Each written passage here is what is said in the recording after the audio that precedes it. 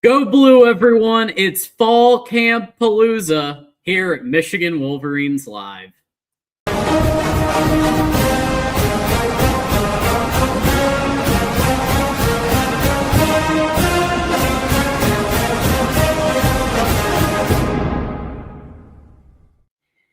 And we are back and better than ever with a brand new thumbnail. Michigan Wolverines Live 262. Brought to you, as always, by FanDuel. My name is John D'Adamo. I'm going to take you through this show, and you can catch us, as always, on YouTube, on X. And don't forget, we sound good on radio. Check us out on Apple, Spotify, Amazon, and iHeart, and leave a rating or review. And one of the most important things that anybody could do coming in here, if you like the content, go ahead and hit the like button. If you're not a fan of the content, hit the like button anyway. It's free.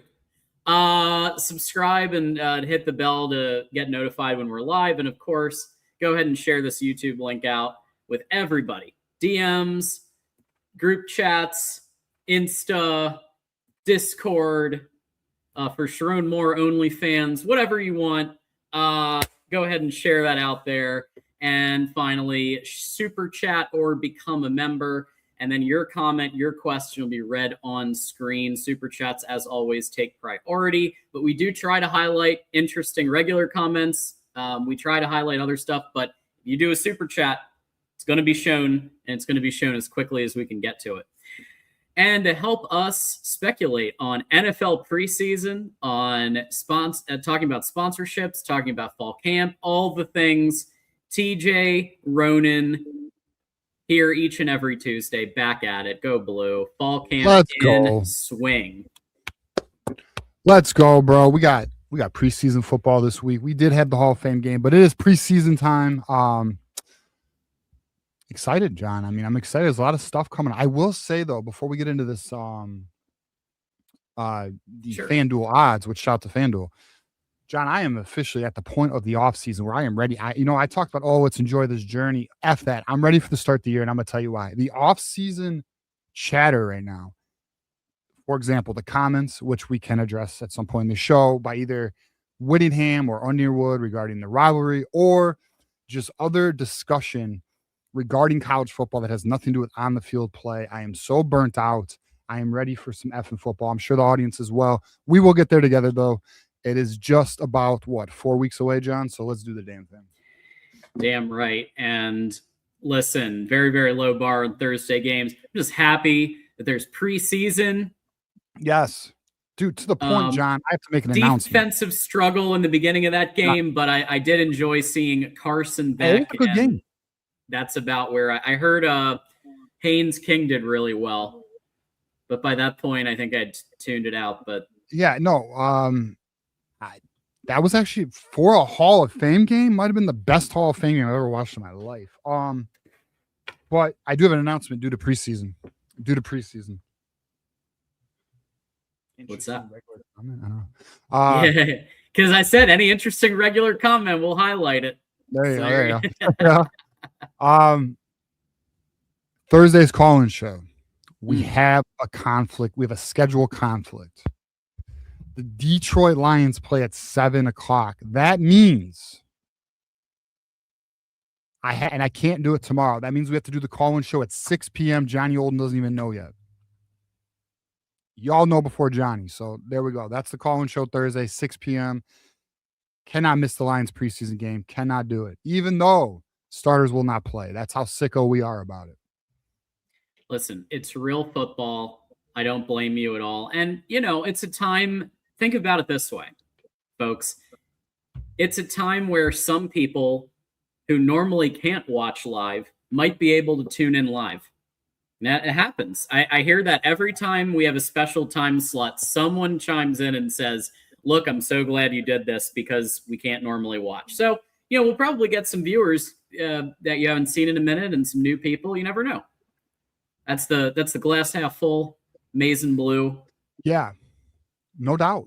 I mean, look, people got busy lives, John. For sure. Hey, we got GT here with the 5. My sources are telling me that JJ tried to give Kyler Murray a high five for being named starter, but Kyler just couldn't find the ladder to be able to make it happen. Where's the janitor's closet, John? You know what I mean? Help him out. He's new to the facility. He doesn't know where the ladders are, John. Oh, man. Listen, I'm not giving up hope. We'll talk about it later in the broadcast. Okay, let's go to FanDuel. We want to thank FanDuel, as always, each and every week, sponsoring this show. And today we're going to hone in on 2 games. We got on Thursday, it looks like Thursday, we got the Lions favored by 6.5 against the New Orleans Saints at the Lions, 6.5. The Saints, I know, have been kind of figuring it out, TJ, and I know that they've kind of gone through a lot of changes over the last few years and haven't really been able to put it together. Yeah. I don't really see, I know it's preseason, but I just don't see the Lions' depth, I think, is going to outdo the Saints' depth. Well, we do want to stress that you probably shouldn't gamble on preseason games, but if you do, John, it's so tough, man. I'll say this. 6.5's a lot for a preseason game.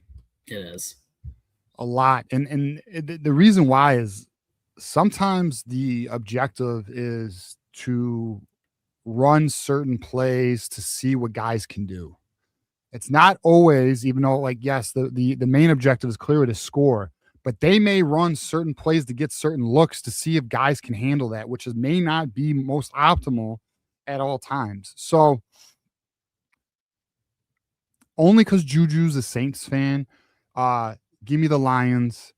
Give me that spread. I'm taking the Lions, John. Minus 6.5. I was gonna say, am I gonna be the one to take the 6.5 and then you go the Saints route? But no, I'm with you. I'm with you on this one. Lions are gonna win and score and have a larger margin than 6.5. I'm calling that. And let's go to one more just for funsies, because we are going to be talking later, TJ, of course, about the Vikings-Packers game. And we know that the Minnesota Vikings are going to be playing newly named starter Kyler Murray, but we will also likely see JJ Goat Carthy in there too. And I feel like Packers are going to play all backups. That's normally what LaFleur does. I feel like he's like Sean McVay. He doesn't take it seriously, really, aside from playing checking out what the younger talent is.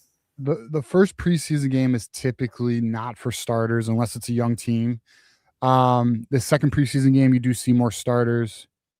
third preseason game, you typically don't see any starters. I will say. Oh, thank you. These are actually I'm happier Right. with that. You know what's funny? You know what's funny? Thank you, Michigander. Is when I saw the Saints, I was like, wait a minute. Take two.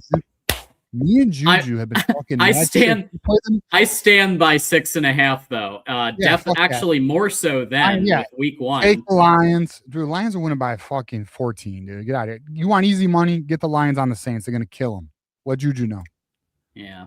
And I'll take the Vikings at home. It's at the Vikings. I'm still gonna take the Vikings. This is why Michigander is a part of the community, because he's our stat checker. Yeah. And he came in clutch. He let us know we had challenges in an extra timeout. We appreciate you, Michigander. Sharon Moore could have used you, buddy. Absolutely. Yeah. You are 100% accurate about that. Let's also thank Freedom Services EPC. Quality you can trust, people you can count on, serving the USA's oil and gas needs. Check them out at freedomservicesepc.com. And speaking of sponsors, TJ, it's that time, folks. We are about a little over 20 days until the season. And we do have a few, of course, sponsors that have rode with us the last few years we're going to be chatting with. But that doesn't mean that we don't have an opening for another sponsor. If you have a business, a product, a service, a personal brand, that's right, even personal brands, consider a sponsorship at Michigan, the voice of college football. You've seen it each and every week with the sponsors over the last few years. Would you like to join that? If you have something you'd like to tell a very engaged, very enthusiastic football community about, let us know and we'll make it happen for you. Absolutely. Big year ahead, man. Big year. Whittingham, Underwood taking the next step. Should be fun. Should be fun, John. Yeah, I can't wait. It's gonna be. Listen, y'all know we're back with Tuesdays, we're back with Thursdays, and we are back with Michigan post game live each and every Saturday. Maybe with drink in hand, maybe with something else in hand. Absolutely. And either celebrating or commiserating and breaking it all down with you and your calls as well.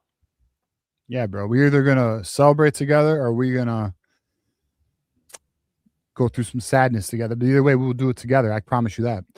To the Ryan Hall $20 hitter here. Appreciate you, Ryan Hall. What are your guys' thoughts on Houseman, linebacker, if true, if he can return? This is interesting. I'm going to tell you, one of the more interesting situations I've actually been aware of. So last week around this time, Tuesday or Wednesday, me and an individual I know got word of this, that Michigan, and I'm aware of Bryce's report today, so that's why I want to get into this. But we heard about Houseman a week ago. Like, we heard that was a thing. And then Ballas puts out on Sunday, and I've mentioned this before to the community, like, we hear things. We don't know things at times, right? Like, you hear shit all the time. It was like the Sherrill Moore situation, John. Heard about it a month plus before it went public, right? But we didn't really fully know, this is a similar situation where we heard something and we were told, lay fucking low on it. Don't say shit. Yeah. We lay low. Then Ballas, whenever something like that ever happens, John, if it's a Ballas or a Sam Webb or a Bryce or even an Ethan McDowell or whatever, if they can confirm that, then that's when it's like, oh, all right, it must be legit if they're fucking hearing it. So, or if they got it. So when Ballas put out his report, that is when my tweet came out and I said, oh, must be what I intended was, oh, must be true. So I posted that. It kind of got some traction. Bryce put out an update today, though, saying that the individual he reached out to, it was news to him. Houseman would have been news to him. But I want to stress something about how that works. So as some of you know, we had Tony Alford on the show. Sure. Yep. And we've talked, here and there. But Friend of the where I'm going at with this, Tony Alford was not aware about Taylor Tatum coming to Michigan. Like he didn't know, but he's on the fucking team. He's a coach. Like it's not that they don't all know all happenings. Like that's the thing is like that's why sometimes when an individual gets information and that's what they're hearing, but then another individual reaches out to their people and it's something different. That's why like not everyone knows every fucking happening within the program. So to me, this is an interesting situation because I know for a fucking fact we heard it. And I know and Ballas is saying Ballas has far more connections. So like, why would I doubt that? I'm not doubting Ballas. Yeah. And I know some people, I know we have these site wars. I don't do the site wars, bro. I think I think Sam's very credible and I think Ballas is very credible. And I think sometimes you don't hit on everything, bro. I think that's just life. But, regardless, I think it's interesting. I think it's just something to monitor. Will say though, we do know Michigan has looked at 5-for-5 players outside of Houseman, where like that's obviously been public. There were 3, I think, that they were looking at. Right. And what's interesting is, and we will get into this when we give camp updates or when we talk about what is going on in camp. What's interesting is it appears the linebacker play has been a little better than they thought, which is promising, and because of a certain player, which we will get into. So I'll just give my quick thoughts here. Do I believe that someone within the program or in the periphery kicked the tires with Hausman's people? I do believe that. I think that's very plausible, especially when this news rolled out about the 5-for-5, the 2022 eligibility. Yeah. I just don't think it got serious enough where more people on the team or more coaches were aware of it. But do I think that someone kicked the tires? I do. I think why the hell wouldn't you in that situation? It could have been a status check. Like just reach out. What's the status? Like, where's your hat? Like, would you be interested? I don't know. Like, we don't know. I don't have the context of anything.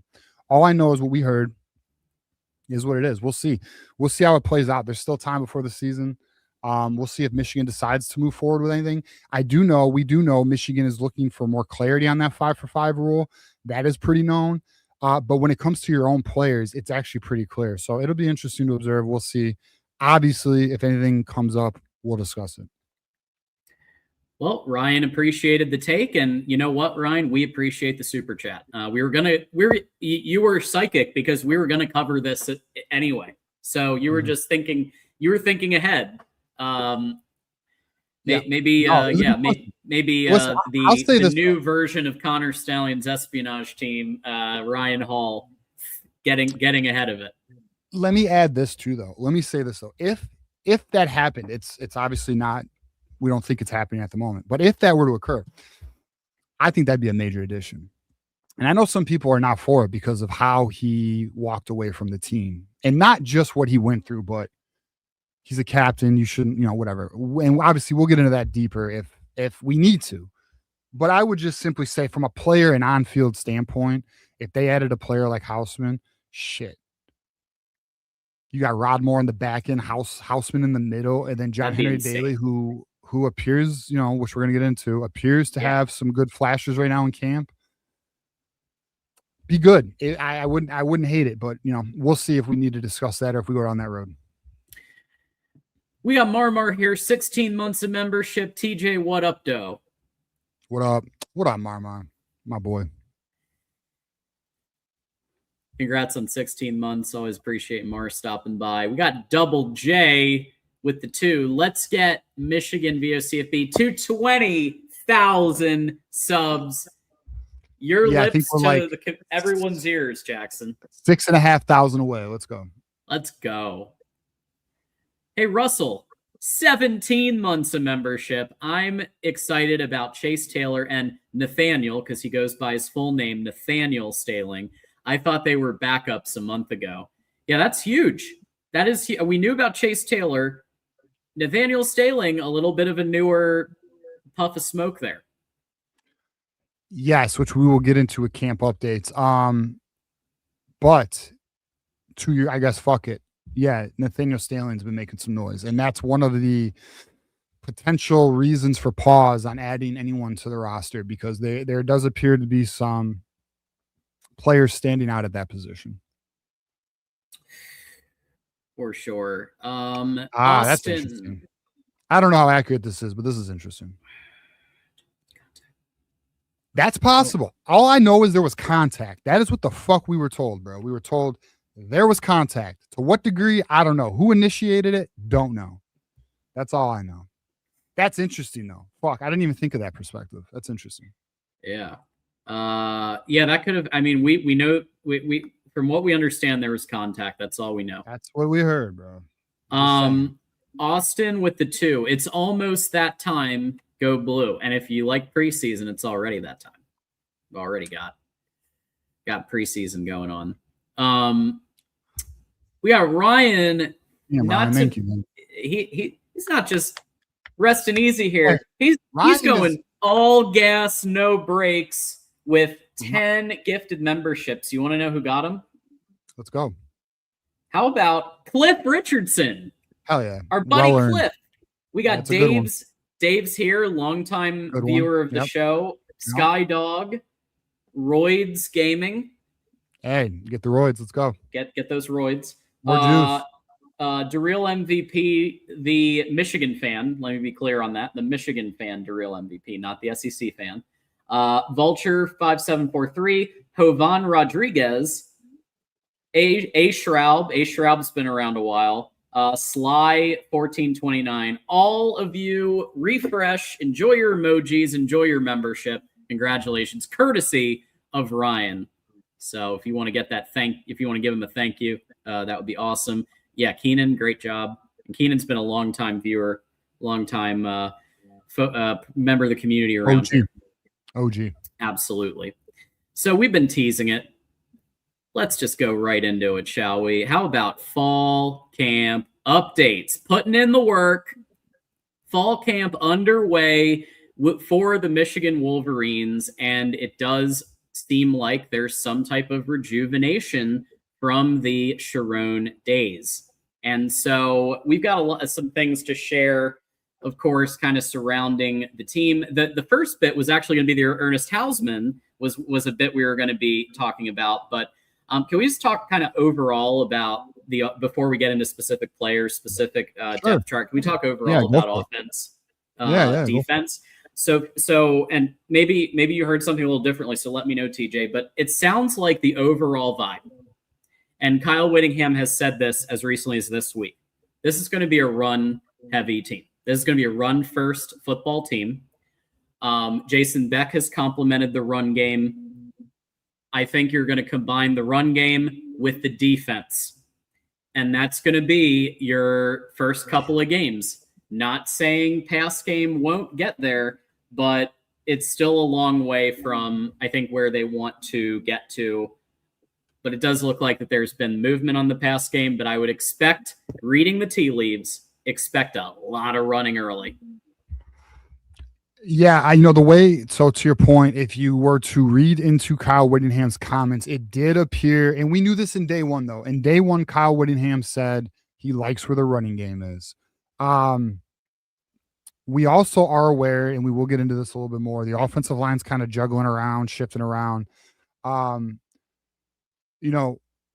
When there becomes more consistency with that offensive line, naturally the passing attack will then find its rhythm because it does take time for some routes to develop, period. Mm-hmm. Even though there is a quicker passing attack style for Jason Beck, but at the same time, when you're juggling offensive linemen and the defensive line's breaking through, it makes it a little harder. That said, I agree, John. I think we will be a 65-35 or maybe even 70-30 running team, at least until Michigan can establish that offensive line, which is still being decided, which we can get into that whenever you're ready, John. But yeah, I agree. I agree with your initial premise that it's going to be more. We kind of knew that, though. We have a three-headed monster in the backfield. Yeah. So I'll let you cover the next player, but the first player I did want to just address because it makes sense based on what we were just talking about is JJ Buchanan. That's the one I at least wanted to cover before I let you go because JJ Buchanan has been called automatic. He has been called. He gets the ball. And I can attest to that from watching Utah film and from playing CFB 27. JJ Buchanan is the one that no matter what you throw at him, it doesn't matter if he's open, single coverage, double coverage, triple. There was a time when there were 3 guys on him and he still came down with it. JJ Buchanan's going to be a problem, and it's going to help Andrew Marsh also, I think, be more successful because there won't be all the pressure on him. Yeah, I mean, to your point, I mean, I just recall us talking about in about February, a player not being talked about enough. We had 2 of them, and one was JJ Buchanan. The other one was Chris Bracey, which we'll get into that as well. JJ Buchanan was slept on early. Not no more, John. That is a name that is becoming very aware to Michigan Wolverine fans, especially Michigan Wolverine fans starting to get into regular season mode.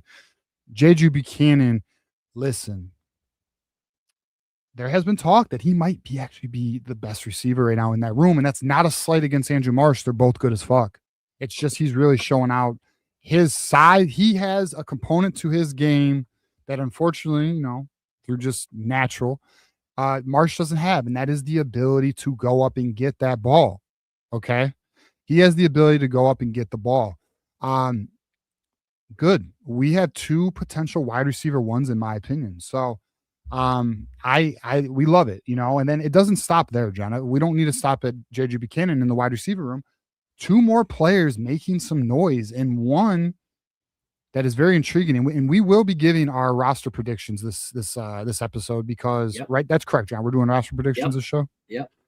Our starting roster predictions. And the reason we're doing that is because one of our viewers did reach out to us and asked us to do that. We're like, yeah, hell yeah, why not? Now's a great time because it's still early, and let's see if we can call our shot. But Travis Johnson. Yep. Another one who can go get the damn ball and is impressing early, and that's great. He's a true freshman, 6'2". I think his weight's up to 195. I was looking at the weight. They did do the weights recently. Okay, well, guess what? We also know Celeste Moa is an interesting player. We also know Jamie French is an interesting player. But names that have been standing out, John, Buchanan, Travis Johnson, very interesting. Oh, yeah. Travis Johnson is somebody, and we talked about this last week. We called this early. Travis Johnson, his early film, when he was recruited in and committed to Michigan, we were excited. Yeah, dude. This is the type of player that elevates an offense. I remember saying that. Obsessed. We had to get him. Like he was an early. We identified him early, but we knew we had to get him, and we got him. And guess what? The results are showing. John, go on. But there are some in the media who are still predicting Moa as of today. I saw that, John. And I'll be honest, I don't know how it will shake out, but I think it's exciting that they're pushing each other. I think if I had to give a prediction, it would be Travis Johnson right now, and it would be 51-49. It would be a tough, because I still think Moa is going to be a problem. French is going to be a problem. Well, to your point, I think, could it be because Moa is a more natural slot? Because Moa is a more natural slot. It doesn't mean Travis Johnson can't play slot because he can play slot. But, Marsh is your Z, Buchanan's your X. I mean, you could put Marsh in the slot and Travis Johnson at the Z. You could and have Travis Johnson and Buchanan on the outside, 2 players who can go get it. Now, granted, Travis Johnson doesn't need to prove this in a game, but I don't know. It is interesting. We will get into our roster predictions in terms of starting roster predictions. But yeah, to your point, John, I also saw the Celeste Moa projections. So if we go to, can we go to left tackle? We could address the 3-way, not the 2-way, but the 3-way. That's right. We're elevating it to a 3-way. And it's between Andrew Babalola. We got Blake Frazier and the return of the Link. That's right, folks. Evan Link has been taking some snaps at left tackle. Do I think he's going to win the job? I do not, but he is in the mix. They said it publicly, but I still, Babs is my guy. I'm pulling for him to get this, but it's a battle. Yeah, and well, Yeah, you're not wrong. You're not wrong. It is, but I think it's not really a three-way battle. I think it's a two-way battle um, between Babaloa and Frazier, and we'll get into that when we talk roster starting projections. Next player we can talk about, though, in terms of names that are, and we're going to stick to the offensive line. I got two, John. Sure. Jake Granera. Jake Granera is looking like old reliable. He is the one constant. Everyone's hearing Jake Granera is a lock. The next player is Andrew Sprague. I think it's very likely he's going to be the starting right tackle. So I just gave away that in terms of our starting projections.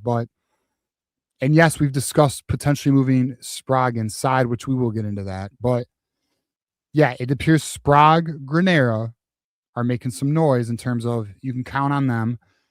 The other positions seem to be in a battle, which we will get into a little bit there. I mean, I guess let's go into it. Left guard, it is a Evan Link, Nathan Afobe battle. Right guard, it is a Brady Norton and also Nathan Afobe battle. Now, people may be asking, what about Blake Frazier? What about Blake Frazier? Well, Whittingham said publicly he's not even trained inside yet. So we'll see what that, that can change. That can change next week. That could change tomorrow. I mean, end of the day, though, Frazier, it does, yeah. So it just doesn't seem like he's getting trained on to be an interior player at this moment. We'll see if that changes. Yeah, I am locking it in personally for Garnera at center, Andrew Sprague at right tackle. I think those two are as solid as you can get.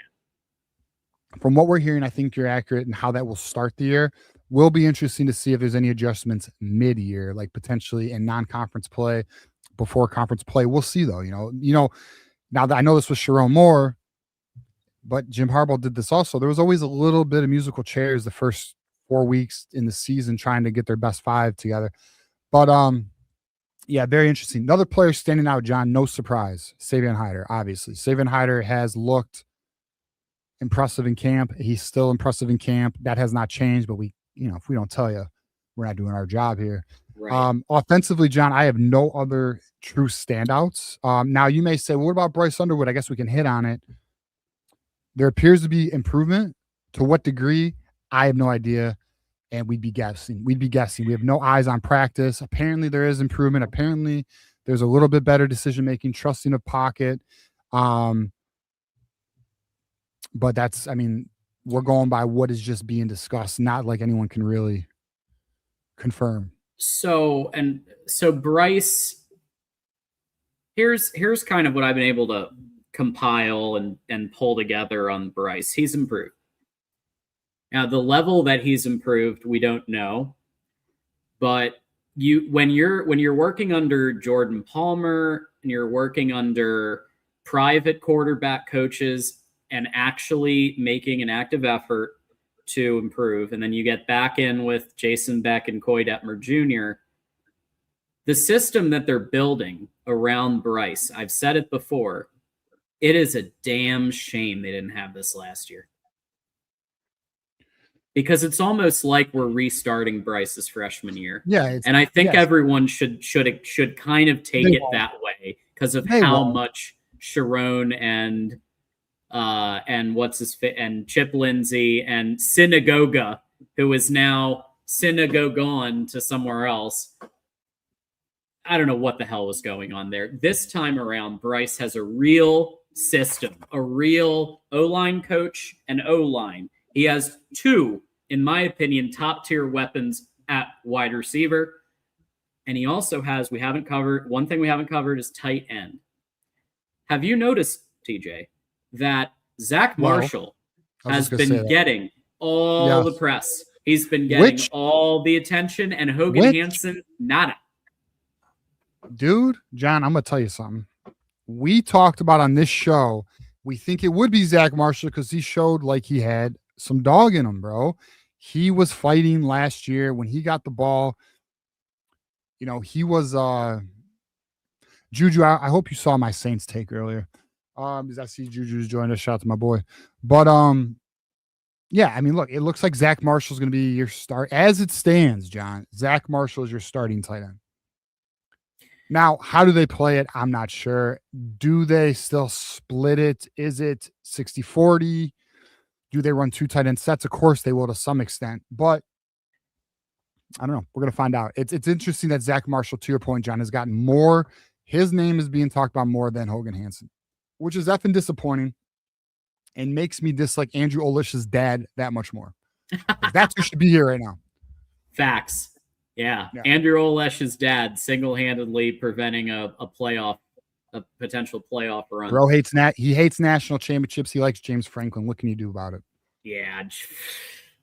Fucking ridiculous. Anyway. Good luck. All right. We want to go defense, John? Yeah, let's go defense. All right. Well, this is interesting. We did talk about this last week, but we're going to bring it up again. The 4 freshmen, although there are 5 freshman defensive linemen, 4 freshman defensive linemen have been talked about and said that they will play and contribute this year. Carter Meadows, Alistair Vallejo, Titan Davis, Tariq, Boney. And if you watched our show, y'all would know this was an elite defensive line class. We talked about it. It was special. We wish Julian Walker was a part of it because that would have been a real problem for everybody, not Michigan. But yeah, I mean, that's obviously promising. It's great to hear your young defensive linemen already making some noise, as talented as they are. Now we'll see to what extent. I don't want to this is not something I'm betting a lot of money on because, as many of you do know, the trenches are very hard for young players to get playing time. Mason Graham was one of the rare ones, but as many of you know, even Aiden Hutchinson, as great as he is and will be a Hall of Famer in the NFL, even he had his struggles as a freshman at Michigan.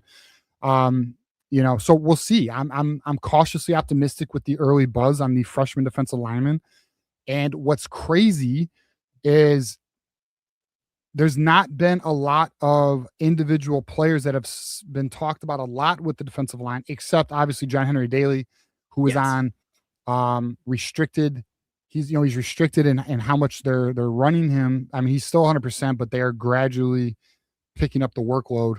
Yes. And Whittingham said exactly that. He said, this was in the conference yesterday, he said they are on a snap count because of the coaches. They are not on a snap count because of medical reasons. The doctors have fully cleared John Henry Daly to play, and they're just being cautious, which I think is the right move. Whittingham has 20 years of experience doing this as a head coach. I trust him.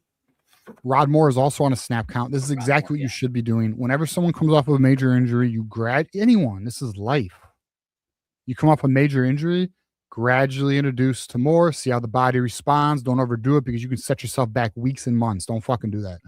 But yeah, I mean, so that's good. Now, interior defensive line, I mean, you've heard a little Etta buzz. There's a little Trey Pierce buzz. But, John, we're getting to the point where I'm going to be honest to the audience. You're starting to hear every name. And when you start hearing every name, I start to lose belief. And I'm in the position of let me see it. Let me see it. Because, yes, we've heard about Jonah Leah as, his pass rush is showing. Okay. We heard about David Pale. He's apparently made some plays. Trey Pierce, he now had that's 4. Mm-hmm. I don't know. We'll see. It's just no names I'm fairly confident about. John Henry Daly, but we got to see that. He has to take that step. The defensive lineman, of course, I'm buying into that because let's just say I bought that stock. I believe in that. I think it will have a good ROI in my opinion, John. Now the interesting thing is opposite of John Henry Daly, who's going to be the edge? Is it going to be Cam Brandt? Is it going to be Dom Nichols? We will talk about obviously in that segment who's starting, but a name I do want to throw out there that needs people's respect is Benny Patterson. He's a freak show. Now we'll see if that translates to the field. He is without question a freak show. I will say, if he happens to not have an NFL career, bro needs to get into either bodybuilding or strongman because he has that type of freak genetics. Amazing athlete. I'll just put it there. I'm very curious to see how he develops this fall camp and into the year. And then, John, I'm ready to either go linebacker or defensive back. You let me know. Well, there's lots to touch on there. I think that it's probably, I don't know. I think it's probably going to be Nichols, but it could. But Brand, but Yeah. and we'll get to that more. But Well, we'll but get into Nichols that. I don't has wanna been go there, yeah. flashing. Carter Meadows has been definitely talked about as somebody who's, and we've always been excited about Carter Meadows and what he could bring to the table. So I think you're right. Your premise of Etta, Trey Pierce, yeah. I think we should read between the lines that may not be going so hot. Yeah, well, I mean, like, all right, and like for example, like one of our viewers just said, why is Nate Marshall not getting no buzz? Well, so we're at a point where we got to be careful. Like, and I told y'all, and this is partially my fault, so I want to apologize slightly. A week ago, I was like, I'm all in, John. I'm buying the hype. I mean, I really am. I mean, I still believe in this team. I do too. But we do our best on this channel to never feed you guys fucking bullshit. And I don't mean to swear, so I'll try and be mindful. But we do our best to not throw things at you that we don't believe, and we typically have a good read. We typically have a good track record.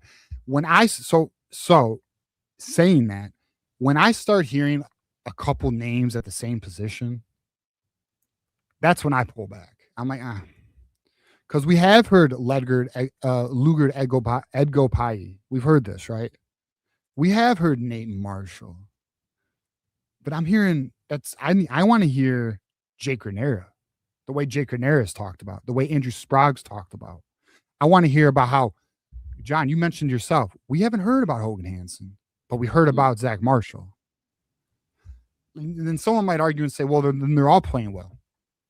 No, they ain't. Let's not. Okay. All right. Yeah, we got the Clemson defensive line from 2016 or whatever. No. Listen, what I am buying and not buying is I do believe the 4 freshman defensive linemen, because Witt fucking even said they're going to get some playing time. I believe that. Their film, internally, I'm buying, right? I'm buying that. When I hear all 4 names for defensive line, interior defensive line, but there isn't like that one dude who's just like a Drake Canera is being talked about, yeah, I'm a little, especially when the offensive line, John, is being musical chaired right now.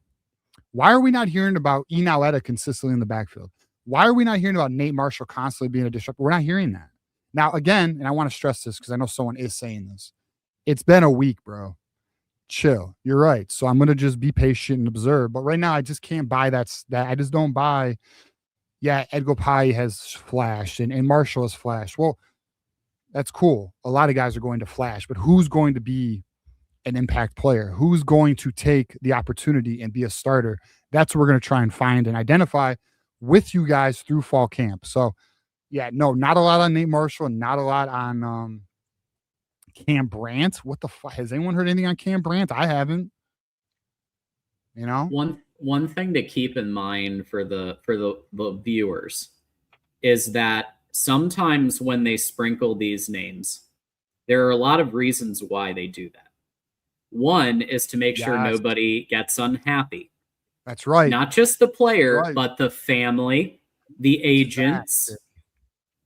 It doesn't hurt anything except for getting to the actual truth, but it doesn't hurt anything in general to say, hey, this person is shouldn't be ruled out. Shouldn't be ruled out is your phrase that you should be watching for this is probably somebody maybe a little unhappy behind the scenes.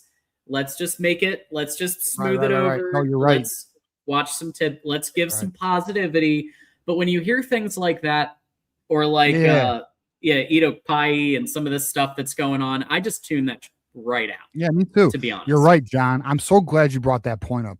It is 100% fact. Sometimes coaches will say names to not have a player or a family member, which happened under Harbaugh when reporters would ask, what does the depth chart look like? Or who's really standing out at this position group? And then that is when and I remember like Don Brown. I remember there was an issue at Michigan. I don't recall the year, but it was when we started getting some of the coaching interviews up on YouTube. They were starting getting uploaded. I do remember some players' parents got upset because their players weren't talked about when the coaches were discussing the position groups and who's standing out. You're right. That happens. So yeah, another reason to be mindful, John. When you start hearing 4, 3, 4, 5 names in a position group outside of wide receiver, I am buying that stock. I gotta be cautious. It's I don't know. It could be a decoy. It could be just trying to appease players or parents. And actually, I think I told Juju this. There is a player in the cornerback room that I think it falls under that. His name's been mentioned with some other cornerbacks, and I don't know. I'm hesitant. I'm very hesitant on the what was the other player too? I was in another conversation where I was hesitant on. I don't know, but let's just say this, and we're gonna get to it now. So we want to go corner, linebacker, or safety, John. You can go corner. Okay, so the names we have absolutely heard, obviously Jair Hill, Smith Snowden, Zeke Berry. Everyone, this is like unanimous. Defensive back is like strong like running back, especially the corner position. And I am also buying this. I believe that is accurate. They are one of the higher graded returning players at said positions in college football. And they were good. They have this. They're going to fit Jay Hill's defense. I do buy this. Another name we've heard though. Well, real quick before we jump off of that, one thing that Whittingham has been very consistent about, Jay Hill's talked about it, and this continued yesterday, that Jair, probably that CB1 on the outside, and then you have a flip-flop situation where you've got Smith Snowden and you got Zeke Berry. And both can play both positions. They can both play CB2. They can both play nickel. Expect a little bit of creativity, trickeration, and fun and excitement with that CB2 and nickel position. Because if they can both equally play the role, that's going to create a bit of a problem for offenses. If they're not sure who's going to be where, I could see that. Yeah, we'll see. Yeah, I mean, well, I think it's interesting. Like Smith and Zeke are interchangeable. To your point, nickel and CB2, that'll be interesting. Okay, so the player that I am cautious on is Shamari Rose. There's been some buzz, and it might be accurate. I could be just being a little too cautious, but I have this thing where if I start hearing 3, 4 names, I'm like, and I'm going to tell you why my thought is that. A year ago, there was a battle between Jaden Sanders and Shamari Rose. One of those players got upset that Jaden Sanders was starting. Clearly, Shamari Rose. So, and he was the high-ranked corner. Is it possible Shamari Rose is balling out? Yeah, but again, we're not there. We can't confirm this. We're only going off of what the hell we're hearing, and I just am I'm cautious on the Shamari Rose buzz. I'll just put it there. I'm not sure. Can we talk about the Shamari Rose thing for a second? Yeah, we should have kept Jaden Sanders. Look, I think we were both pretty excited about him and his film in high school. Of course, absolutely. And we understand that the coaching last year stunk for the most part, except a few coaches. However, the backflip thing, some of these off the field kind of diva things I'm starting to hear about. He hasn't even earned a starting role yet. Last year, I haven't heard anything recently. Yeah. Yeah, but it gotta lock in. Yeah, so we'll see. I mean, maybe he is, John, but I'm cautious on that one. I just want to put that out there. Sure. So we'll see. All right, now let's go linebacker because this is where it is interesting. Nathaniel Staling, and I want to say right now, I may be taking an L. Nathaniel Staling apparently is balling out's not the right word, playing very well at the position to the point where he is turning heads and surprising some coaches. That's really good. If that is accurate, which I actually think it is, I actually am buying that. And the reason I'm buying that is because you're hearing it too consistently and these coaches know what they're looking for. You know what I mean? Because if it didn't have some traction, you would hear about it like Hogan Hansen. I don't think the coaches would be talking about it like that. Chase Taylor is the other one, which we have talked about. We've been on top of this all off season. Now, I did have an individual who we respect and is a friend mention some other names to me in a DM. I will simply say I am currently on and I'll just all right. What's the word I'm looking for? Spoiler alert. I'm slipping, bro. Spoiler alert. I think Nathaniel Stalin and Chase Taylor will be starting week 1. Whoop, That's whoop, my thought. Yeah. look out. Now, this is a pretty dramatic change from what we had a few weeks ago. Staling he is operating with every snap to leave no doubt, because the buzz before camp was very much about Chase Taylor and then who was going to be the other guy in that system aside from Chase Taylor. And now the question is, are those guys even going to be a factor, or is it just going to be Nathaniel, as he goes by, Nathaniel A lot Staling, of hype, man. A lot of buzz right now. North Dakota State coming to Michigan. Yeah, and I'll be honest, I was of the opinion where I thought he might not have the speed for this level. I may be taking an L here, and that's okay. We're fine with that. If Nathaniel Staling is ready to play at this level, I'm fucking excited because we need it. We need that linebacker help. If he is the answer, I'm very, very happy about it. And then Chase Taylor, I'm just excited because, he's one of the, since we've been doing this stuff, John, he was actually a part of the first class that I started doing prospect reviews. And he was my first like hidden gem that I like really locked in on. So I'm very curious to see if I just want to see it. I want to see, it's fun to see. I'll tell you what I love doing.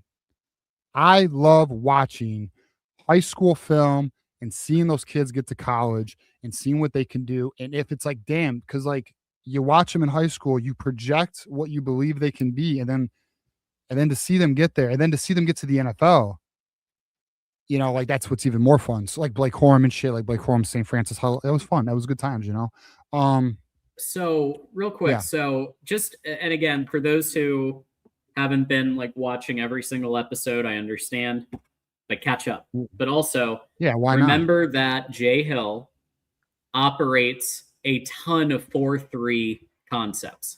4-2 as well. So he does run 4-2-5, but he also runs 4-3, which means that does open up a third linebacker spot for whoever doesn't make the 2, right? So if, let's say, Staling and Chase Taylor, those are my 2 as well. We'll get to that.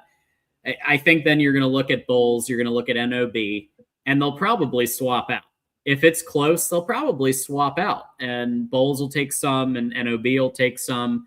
It sounds like that might be what's going to be happening, guys. Or, I don't know. I'll be honest. I'm leaning we're going to be more heavy 4-2-5. We'll see though. It could be.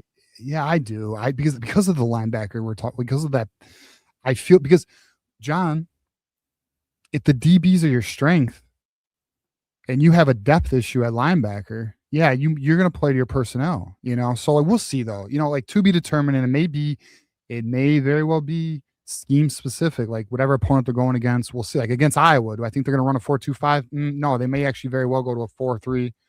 Mm-hmm. You know what I mean? So we'll see. Yeah, so that's where we're on linebacker. Troy Bowles and Nathan Wasu-Bolting. I want to stress this. It's not like they're like sucking or they're awful. It's just, Nathan Wasu-Bolting, it appears he just needs a little more time. He was injured. I remember him being injured. I think it was last year, and if not last year, senior year of high school or something like that. So we'll see. He, former top 100 player. Troy Bowles, another former top 100 player. Listen, I think they'll get some rotation. They'll get some run. We'll just see, to what extent. All right, John. So safeties. Sure, let's go. You want to go first? You want to go first? Go. No, you can start. Yeah. All right, Rod Moore, lock it up. He's looking good. He's on a pitch count, but it's looking good. And he's 100%. And by all accounts, everything's responding well and major. We all had concerns, and we all had our concerns the past 2 years. You know what's fun? You know what I watched like 2 days ago? What's that? The national championship game against Washington. Oh, that's a satisfying one to watch. Yeah. Oh, it was so enjoyable. But fuck the Buckeyes. But Rod Moore was playing great in that game. And I was like, oh my God. This national championship player playing at an elite level in this game. And here he is in 26 because of injuries, bro. Like, it was just so crazy to watch, Anyway, so yeah, you have a national champion potentially all-American level player, definitely all-conference level player. And Rod Moore, who is looking promising and good to go, which is major because the other starting safety opposite of him, who was one of the players we talked about in the offseason, not being talked about enough, Chris Bracey from Memphis. Excited. He's making plays. He's stepping up in the run game. It appears very clearly those are your starting safeties. Yeah. Memphis transfer, as we know, Chris Bracey going to be that other safety role. I think that the one thing that was a little uncertain coming into this camp was the Rod Moore of it all. Like, would they start him right away? We know that he's on account, but I agree. I think we'll talk full depth chart, but I do think that's pretty much a lock. Like, national championship player, like you said, elevates the entire defense, quarterback of the defense when he's in there. He's ready to come back and show what national champions do. Yeah. I mean, and it's honestly great to have in a transition year in terms of coaching schemes. It's actually pretty major, I think. So yeah, I'm excited. I think that's great. I mean, I love hearing the Nathaniel Stanley news. Love hearing the DBs are looking, very good. Just all right. So as it stands, let's round it out. So like, where does there appear to be some questions? Well, offensive line, we are aware there's some questions, John, right? Like there's obviously they're still looking for their best 5. Yep. Defensive line, although there's been buzz that the front 7 is good, is what's been discussed. I would argue I'm not hearing enough noise on individual players, and that concerns me. Except obviously Nathaniel Stanley and Chase Terra, which we have heard about. I would like to hear a little more noise about some defensive line players stepping up. So I guess that's kind of where I'm at. I agree. Other than that, I'm fairly content with the news so far. We'll see where we are next week, John. Yeah, and one other, I didn't realize, and maybe some of you did, but I didn't realize the extent that Kyle Whittingham is involved in special teams.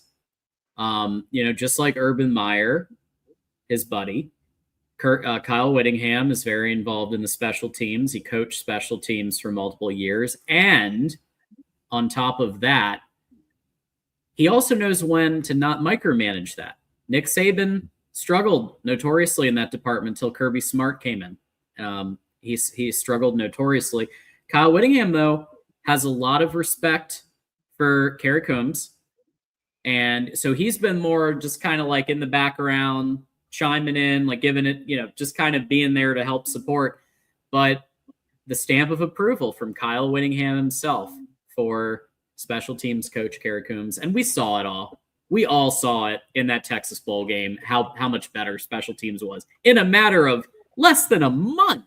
And with the Sharon things going on, Sharon getting fired, Sharon getting arrested, and the special teams unit is night and day.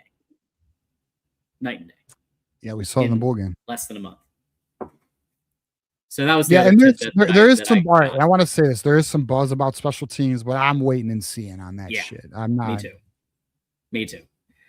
If Hudson Hollenbeck beats out the other guy as starting punter, we have a problem. Houston, we have a problem. We shall see. Any other tidbits before we get to? We have a couple of super chats here. No, that's basically it for my updates. Cool. Let's go with Tom, a friend of the program. Tom is back with a $5. I know Mateer is good for a couple of INTs. What you think?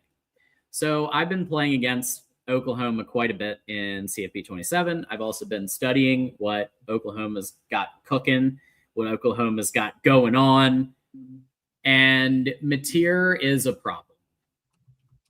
I'm going to be real about that. Mateer is a problem, but he is one guy.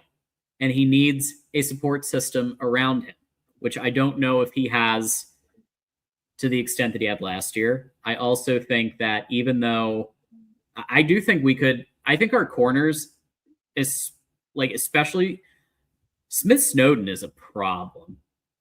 I could easily see a Smith Snowden had a beautiful interception in, I forget which game it was that I watched, but he had an interception like really early on that was just on the money. And I could see that happening, or a Rod Moore interception. It's going to be somebody, because Mateer is very experienced. If it happens, it's going to be against somebody like experienced national champion Rod Moore, or somewhat experienced Smith Snowden, who has game experience. It's going to be somebody of that caliber, I think, doing it. But yes, I think this defense is good enough to get an interception on any quarterback. We've gotten plenty on Ohio State over the years, and they had sometimes the best quarterback in the country, or the top 3, top 5 quarterback in the country, still getting interceptions. Yeah, I mean, it's look, to the super chatter, our defense is built for that. That's what this defense is going to do. It's going to be a turnover defense, chaos defense. To John's point, Smith Snowden, I think the boys are going to eat. I think Rod Moore is going to shine. Okay. I think he is going to make a lot of plays. I think Smith Snowden's going to make a lot of plays. I think Jair Hill is going to be very steady. We all know he had some catching issues. We'll see if he can resolve those. Zeke Berry, I'm curious as well, but end of the day, I just think Michigan's, it will be all right. Yeah, for sure. Buzz, and somebody pointed out Mateer threw 2 picks last time. Is that accurate? Two interceptions? I don't recall. I try to forget the Sharon Moore era, John. I try to forget it. Let's check it out. Let's check the tape. It was a bad year. Let's see. Looks like he did have at least 1 pick. Let's see. 2 picks, though. I don't know. Let's see. By the way, it's good to see. I'm going to say this, Sean. It is very good to see some names. Okay. Well, I'm glad I will now remember that, John. Thank you for putting that in my memory bank. I just want to say it is good to see some names. The season is starting to pick up. It is good to see some names coming back. It is almost football season, ladies and gentlemen. We are excited for that. We got Buzz here asking, is he reading too much into Witt's comments too positively about Bryce? He's feeling much better about the QB. John, let me know if I'm misrepresenting you, believe Bryce is going to take a step this year. I think that will happen. I will say we still need to be a little cautious because the offensive line is not set, and that matters a lot. That does. That matters so much. And that right now has my... Remember Dominic Giudice? Yeah, who went to Missouri and apparently did well. Yeah. Yeah, I'll just say my attention is on the offensive line right now. I do think they'll find the best 5. I do think we have a starting 5 in that group of players, which we will get into who we think will start. I think there is reason to be optimistic in Bryce taking a step this year and being good enough to lead this offense to be pretty damn good. I mean, I think it will be a top 30 offense, and I do believe this team can be a playoff team, but the offensive line has me slightly pausing, because if you don't have a good offensive line, it doesn't matter. I will say this. Your point is valid. What gives me a little bit more confidence is it's not Grant Newsome coaching that line. It's one of the best O-line coaches in the history, at least in modern college football last year. Elite point, John. I mean, it's exactly like you have one of the best offensive line coaches in football. You have one of the best head coaches in identifying talent in football. You have a defensive line Whittingham, for those who don't know, his specialty is defensive line. You don't think he knows what to look for in an offensive line? You don't think they have the ability to identify the best 5? Yeah, they do. They're going to be fine. I mean, it's just we're early. 1 week. To Michigander's point, it's 1 week. Sure. We got to let this. It is early. I will say, with respect to Bryce, I think that at least we have to agree that at least some of what happened last year wasn't Bryce's fault whatsoever, right? Hell yeah, of course. He had basically no quarterback coach. No, he had no real system, no real accountability, and his playbook was limited. playbook was limited, and very important point, Sharon Moore and Chip Lindsey were butting heads at reportedly at every single week. Confirmed. And then when you saw the smash, repeated inside zone, repeated duo, stale play calling, that was one OC. And the more dynamic option stuff, RPO stuff, like more dynamic pass option concepts like we saw against even Maryland. That was another OC. And those two didn't see eye to eye. So imagine being a just turned 18-year-old quarterback. That's right. Coming to the big house under the big lights, and you have basically two OCs butting heads. That's a problem. For anybody, even an experienced quarterback, Aaron Rodgers would have a problem with that. Well, and they would run plays during the week and not run them on Saturday. Yeah, that's wild, by the way. And you're practicing shit you're not going to run. Whatever. Let's not get into this. You're going to make me angry. That's confirmed by primary sources. Anyway, my point, TJ, is very John, simple. we're going to run plays and we're not going to execute them. We're not going to execute them. My point is very simple. Fucking ridiculous. Even take Bryce out of it. Just the situation he's in this year is going to improve his game a little, even with everything else. And then he's also taking personal ownership with the hiring of the personal coaches for when they don't have camp. I do believe because of the system around him, even if he's very shaky pass wise, game 1, game 2, it's the system around him. They're putting a juggernaut around him. Two of the best running backs in the country are going to be in the backfield. Best O-line coach, in my opinion, in America. And I think really good O-line talent. You've got double the elite wide receiver weapons. A healthy Zach Marshall. A healthy Hogan Hansen, who's still going to have some concepts, even if he's back up. Again, even if Bryce is only taking a small step, which I do believe right now, it's a bit of a small step. I don't think it's this monumental improvement. But that's still enough. When you take those two pieces in and you put them together, that's still enough to take you from 8-4, 9-3 to playoff season. The biggest thing that Bryce is, obviously, all right. The biggest step for Bryce in this offense is going to be decision making. He has to make decisions at split seconds. He's going to have 3 options on a lot of plays. And I don't mean 3 passing options. I mean tuck it, hand it off, or throw it. And he has to make that decision very quickly. He's got to make those reads very quickly. If he can handle that, and he can get his feel, that's the other thing too. He's got to develop his feel for the game in this offense.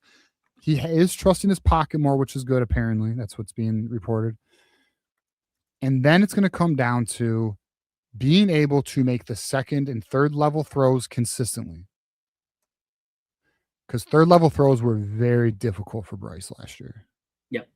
And sometimes even second level throws. I mean, there were many times he went to his first read.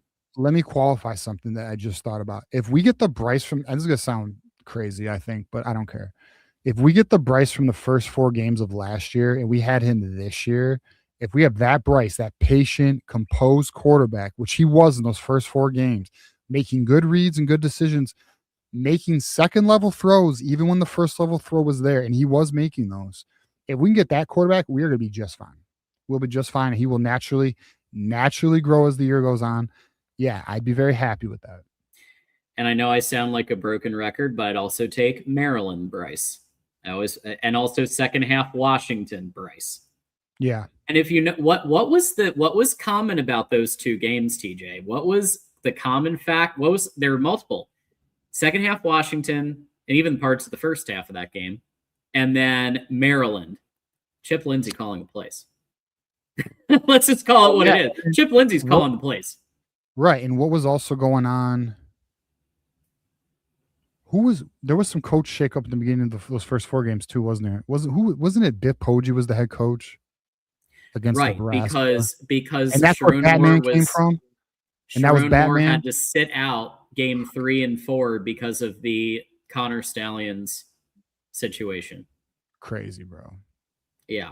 Well, we'll see. I mean, And he would have had to sit out week 1, but that's gone now. Got our whole staff, whole team for week 1 this go around. Yeah. We'll figure it out. Russell says freshmen are on the table to play. I agree. I think there's kind of multiple freshmen we're going to be paying close attention. Defensive line. Johnson. Yep. Yeah. Yep. Malachi Lee be interesting. It'd be interesting to see if Malachi Lee gets any run at all at any point this year.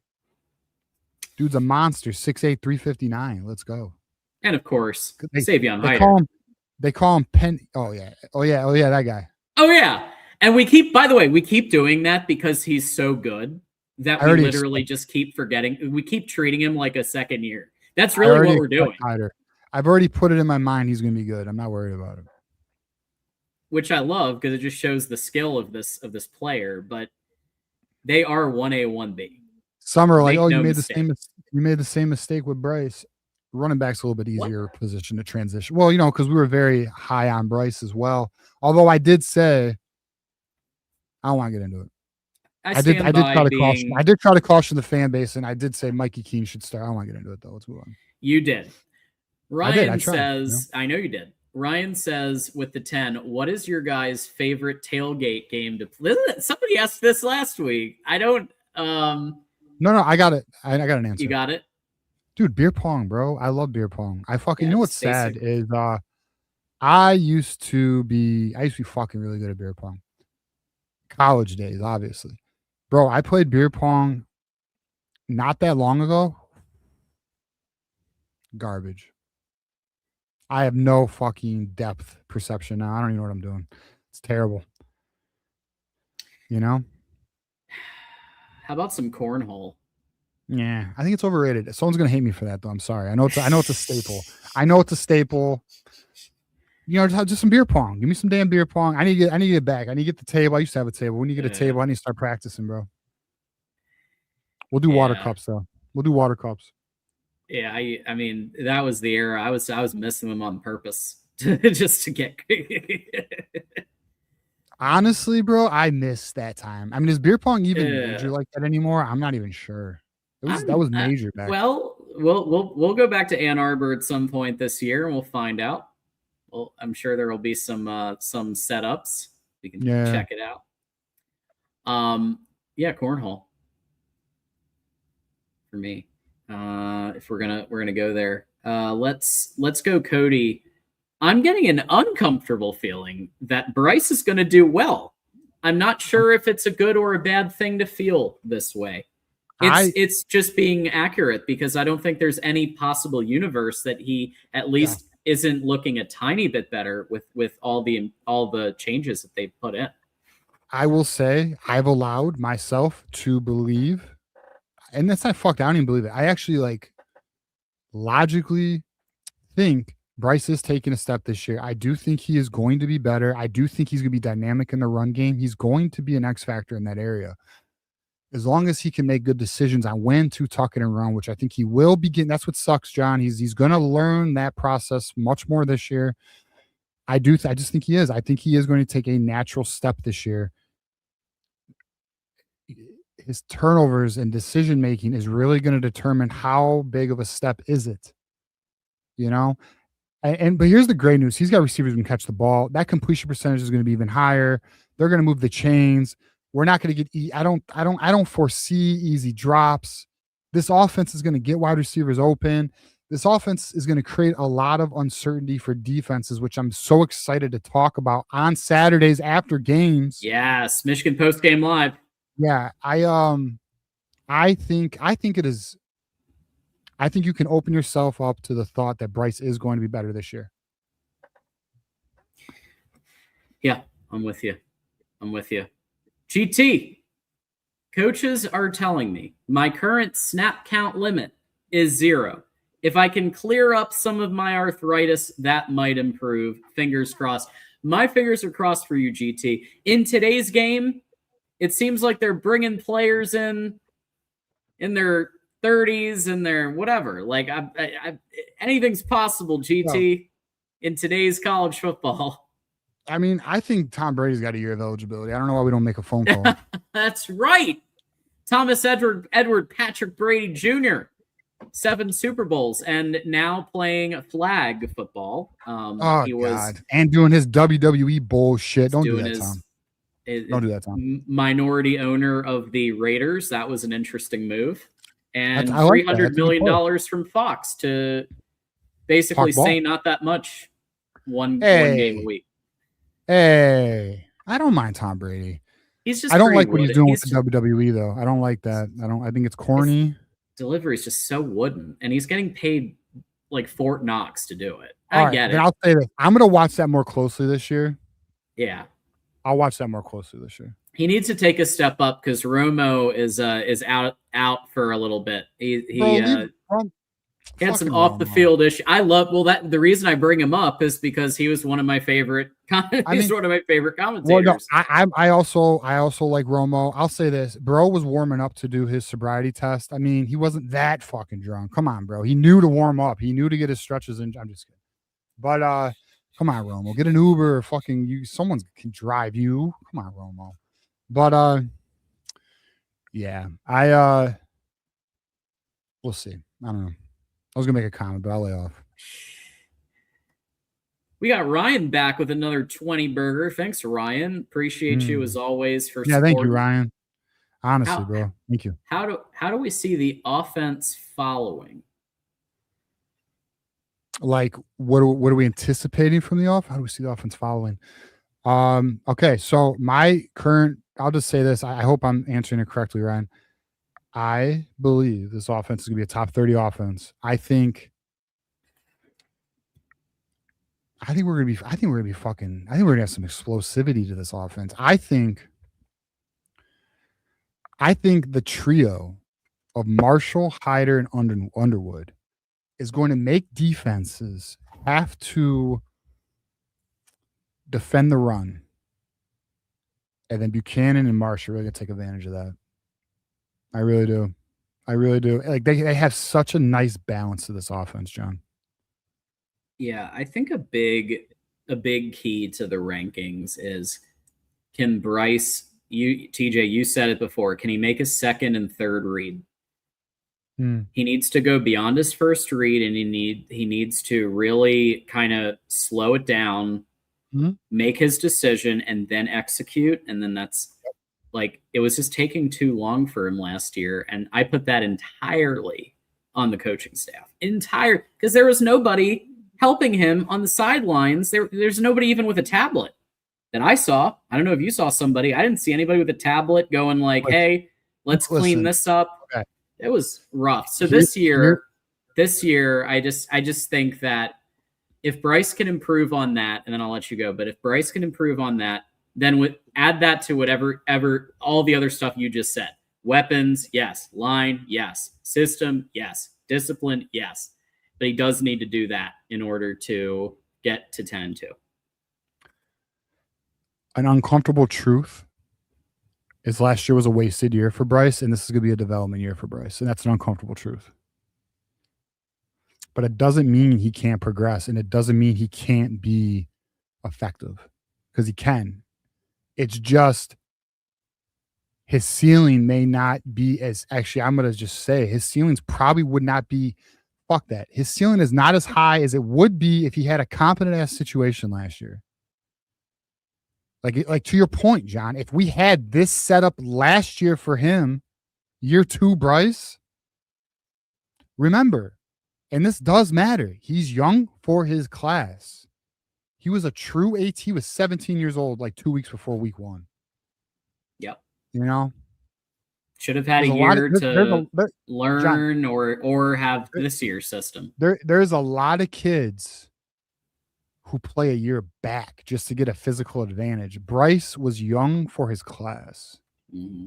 It is what it is. We hope for the best. Yeah, I think it's going to be okay. But TJ, you're not wrong.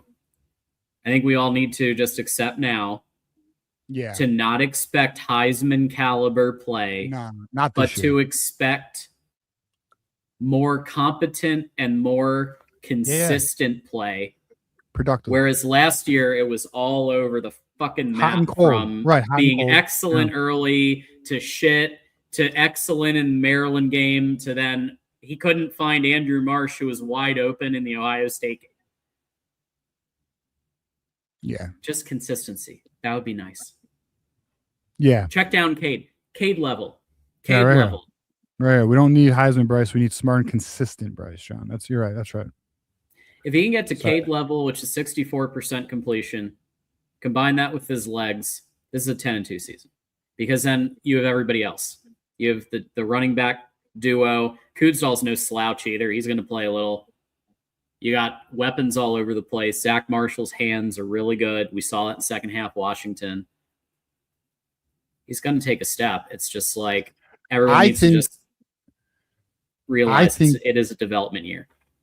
I think Zach Marshall's going to be a fan favorite.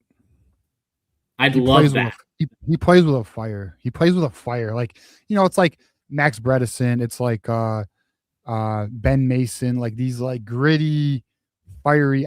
Zach Marshall, he's not bench Mason, but he is like, he plays with a lot of, he plays with heart, bro. He plays with like fire. He wants it. You could see that in his game. And I like that. I think people are going to really like Zach Marshall. I need to find. I was in talks with the guy who facilitated it, but I need to pull that film from the interview because I interviewed. He was one of my first ever player interviews in 2023, and when he was a freshman in the national championship season, and when I interviewed him, it was cold. I think it was snowing, and he was at the bottom of the food chain. But the guy's can-do attitude, I saw immediately why Jim Harbaugh and company thought he was a Michigan player because of his off the field. And now we're finally seeing it in 2025. It began to translate on the field, and now this year he very well could be the starting passing tight end. Yeah, and likely will. All right, let's keep it rolling. The Voice of College Football with Michigander with the 5. Guess what? We'll have a competent punt returner. We'll most likely see punt returns for touchdowns. It's going to be fun to watch football again. Yes. Yeah, the punt returner situation is very interesting. Yeah, there's been a few names, John. Yeah, Hyder's been a name. Mm-hmm. Trying to think who else. One name we haven't heard that I'm surprised is Celestia Moa. I think Celestia Moa is very natural fit for kick return and punt return. We've not heard a lot of noise on that, which I find interesting. And the fact that they want to use. I could see Marsh still being potentially used as and Whittingham even said that, hey, if he could get another 5-6 snaps, getting some speed in the field, like I think it would probably be. I would prefer like a Moa situation, somebody who we could utilize in that spot. Oh yeah, so it is Marsh. All right, this was it. I don't love this. I'm not a believer in this. I am only a believer in that if we're playing against fucking Ohio State. I don't need Andrew Marsh taking punt return against Western Michigan, John. OU? I don't need that. OU? Does anyone? How many? I'm not going to say this, but there's been some events. I'm not going to say the word. There's been some events on special teams. Roman Wilson, others. Listen, Savan Hyder, I understand more than Andrew Marsh. Sure. Only because he's a freshman. Yes. I believe I've always been of the philosophy you're freshman, or if it's a player on the depth chart who is a dynamic playmaker, that's when they need to get run. Celestia Moa, that's when he can get his hands on the ball and make an impact play. Get him comfortable doing that on punt return, kick return. I don't love Andrew Marsh being exposed in that type of environment. Unless it's Ohio State. If it's a bowl game, Ohio State, fucking Indiana, I get it. Oregon, okay, we gotta make plays. Oklahoma. Sure, I would accept that as well. You're right, though. I Whittingham seemed to indicate he's going to get some punt return. Yeah, what were the other names he said? I forgot now. It was Marsh. Moa, it was Hyder. Smith Snowden potential. I heard his name a little bit. Yeah, I did too, actually. I did too. You're right. It is Smith Snowden. Yeah. So it may not be the same person every single time. Well, I think Marsh. We need consistency. They better do some rotating. I think. Well, if they are gonna have Andrew Marsh do some of it, which it sounds like is the plan, I would prefer to see some rotating versus if it was Moa or Hyder or someone who's a freshman. The other thing I don't like about it is I want his energy used on offense. I don't need him burning his fucking energy on special teams. Or taking you are so exposed in that role. I get it. Yeah. Yeah, I know. We don't gotta hit a dead horse here. I don't love that. We'll see how it goes though. Camp's still early. Hey, we got Sith Bartender here. How about that with the 5? TJ Film Guy Network broke down Bryce in Citrus Bowl today. Pretty interesting points made. I will check that out. I will say I've been hearing a lot about film. I'm aware of him. I don't watch a lot of his stuff, but a lot of people love Film Guy Network. So I mean, and I think he actually, if that is who I think he just stepped away from like another role. But yeah, I'll have to add that to my watch list. Yeah, I heard they really broke down Bryce to the point of like he basically said he would have to deconstruct him and start from scratch. That's what I heard. Okay, dude. So like that was all right. That's one of the issues with last year. He formed bad habits.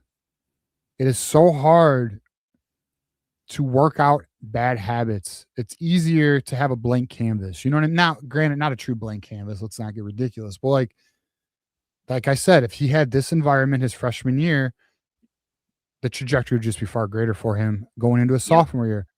And that's why I mentioned very keenly the first 4 weeks of last year. If we had that Bryce, I'd be pretty happy because as the season went on, John, you saw bad habits, you saw poor decision making, you saw a lack of confidence. Hopefully those things have been corrected. So again, we just want to give a moment. We want to give a moment of thanks, TJ, to Michigan legend. Oh yeah? The Shivers.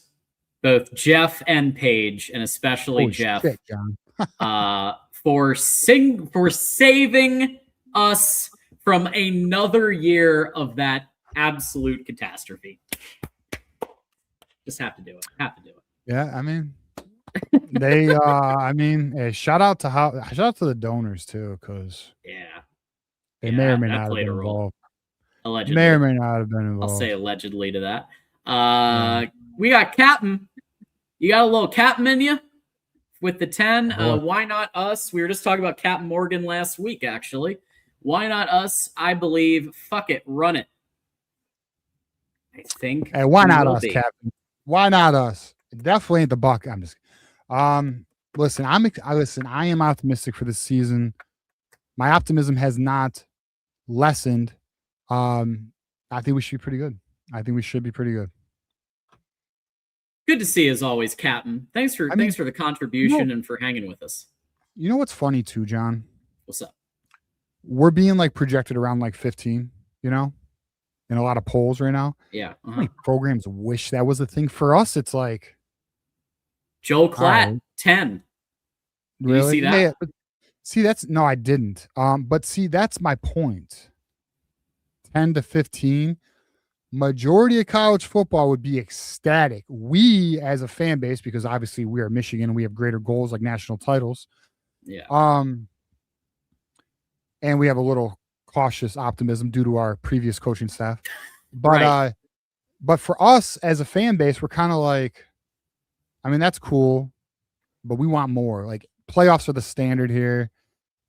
Big Ten championships, as long as they're around, are the standard here. Beating your rival are clearly the standard, which we can get into that potentially, John. Maybe that'll be a Thursday topic. But but you know, it's funny because like we're being ranked from 10 to 15 in a lot of polls, and the fan base is still I would say we're just cautious, bro. We are a cautious fan base now, I would think. I would argue. Yeah, for sure. I'm a broken record saying this, but I think we can take a slight exhale because it's a coaching staff that has combined centuries of football experience. This is a coaching staff that knows what the fuck they're doing. We didn't have that confidence, that trust in anyone other than Alford, Espo, one or two others. That's it. And now it's everyone. I feel so much so like that alone, TJ. Yes, they're still unknown at this time of the year. We don't know what we have exactly. They're keeping stuff under wraps. But can we all just like take a breath of like, at least it's not the Larry, Moe, and Curly anymore. Like, there's reason to be somewhat optimistic here. Yeah, there is. I agree. Russell, we got 19 will be 19 on the 19th. That's right. We got Bryce Underwood. Hell yeah. He's going to have his 19th birthday. So we will celebrate it on this on the program a day early. Bryce's birthday? Oh, I'll do a little. Yeah, we'll do it. Yeah, I'll put on the Batman shirt. Happy early birthday. He's a Joker now, John. He's moved on and he's evolved, John. But happy early birthday. We'll celebrate next week.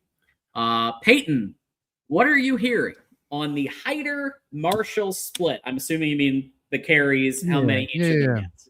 All right, so here's what we're hearing. Jordan Marshall is going to be the lead back. Mm-hmm. Hyder is going to get run. I can confirm they do plan on doing two back yes, sets. They do plan on doing that. Now this is me speaking, not anything I've heard from anybody. I am a believer that Hyder is going to earn more share as the season goes on, and I'm also a very firm believer the hot hand will run. So, for example, if Hyder's hot, you may, just like we saw with, like last year we went through the Jordan Marshall, Justice Haynes, and it was interesting because it was very rarely they were both hot together. Right. I think you may see a similar thing where the hot hand's going to get the carries, but I personally think Saban Hyder is going to earn more over I'll say this. I believe Jordan Marshall is going to be leaned on earlier in the year. I think Saban Hyder is going to earn reps. And because of that, you're going to see potentially I don't think it'll be 50-50. I don't actually believe in 50-50 splits. I don't even think that's real. That's not even like a thing. And I'm going to tell you why. Now that's actually not true. Like if anyone was a fan of Atlanta or the Eagles back in the day, there was some 50-50 stuff going on, or 30-35 shit going on. But shout out to the Eagles. But I just feel like Hyder's going to earn more reps. I just do. And I know like some people don't like that because Marshall, it should be his time. But we've talked about this all offseason, John. It's Marshall has had a Justice Haynes, Saban Hyder issue, Those are elite backs. Michigander, I think your split is spot on. Yeah, 60-40 is probably more right. Yeah. I think that's spot on but to TJ's point, that can evolve based on who's the hot hand at the time. And like I'll say this, whether anyone disagrees with me or not, Hyder has the ability to home run hit more than Marshall does. Marshall can get plays. Marshall can get you 10, 15, 20. Hyder can get you 10 all the way, in my opinion. Absolutely. So let's see here. Oh, we got one more. We got Michigander. Jordan Savion will be like Haskins' Corum 2021, with Jordan being the Haskins role, Savion being the Corum role. I could see that. So would Donovan Edwards be the Coot stall? Yeah, Donovan Edwards in was that 22. analogy. Wasn't Donovan What Edwards didn't he? 22? He had I thought he had a little bit in 21. Maybe Wait, I'm hold on. crazy. Oh no, Donovan Edwards was the JJ class. Was that 21? Yes, it was. Yeah, he was. Yeah, JJ was. JJ played some time. No, I mean obviously Cade was starting, but JJ had sprinkled in.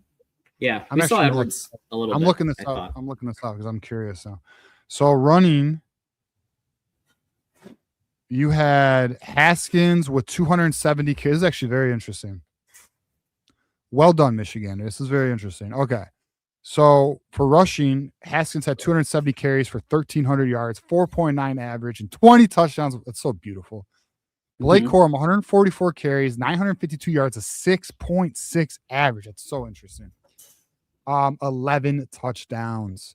And then Donovan Edwards had 35 carries, 174 yards at a 5-yard average. Fucking nuts how deep that is, dude. Holy shit. Yeah, that's wild. And then before he had Charbonnet in there. I know. And you had Zach Charbonnet. Jeez. Shit. Who's the other running back that went to the NFL? There was that year they had four. They had 4 NFL running backs. That was 2020, right? It was the running back who was kicked off the team and then he came back. Hold on, let me look. Be very quick. One second. Someone in comments will say it. Yeah, I got it here. So you have what the fuck? Hold on, it gave me 25. All right, here we go. All right, Chris Evans. That's what I was thinking of. So you have Hassan Haskins. Yes. Yeah. Hassan Haskins, Zach Charbonnet, Captain America, Blake Corum, and Chris Evans, who did get drafted. Holy shit. And blast from the past, John, Giles Jackson, who was kind of a what do we call it? Like a scat back kind of kick returner. Who went to Washington. Fun stuff. So running game has been pretty deep for a bit, but now you got last couple of years been Coach Alford. Chris Evans, bro. Oh shit, yeah. The whole audience. Hey, shout out to you guys. My bad. Hey, listen, there's a lot to remember, all right? Yeah. Michigan's had a lot of players. This is live television, okay? Anything goes, and we forget. Listen, there's a lot to remember. Peyton, anything disappointing in camp so far? So, again, this you have to read between the lines because they're not going to put out. So. Yeah, this player sucked. They're not going to do that. So you have to read between the lines and who gets covered, who doesn't, who exactly what they don't say. Yeah. Listen, I'll tell you right now. Now it's a week into the camp, so like this could be a for not concern. Mm-hmm. And I actually want to address this with I got asked a question on Twitter, and it was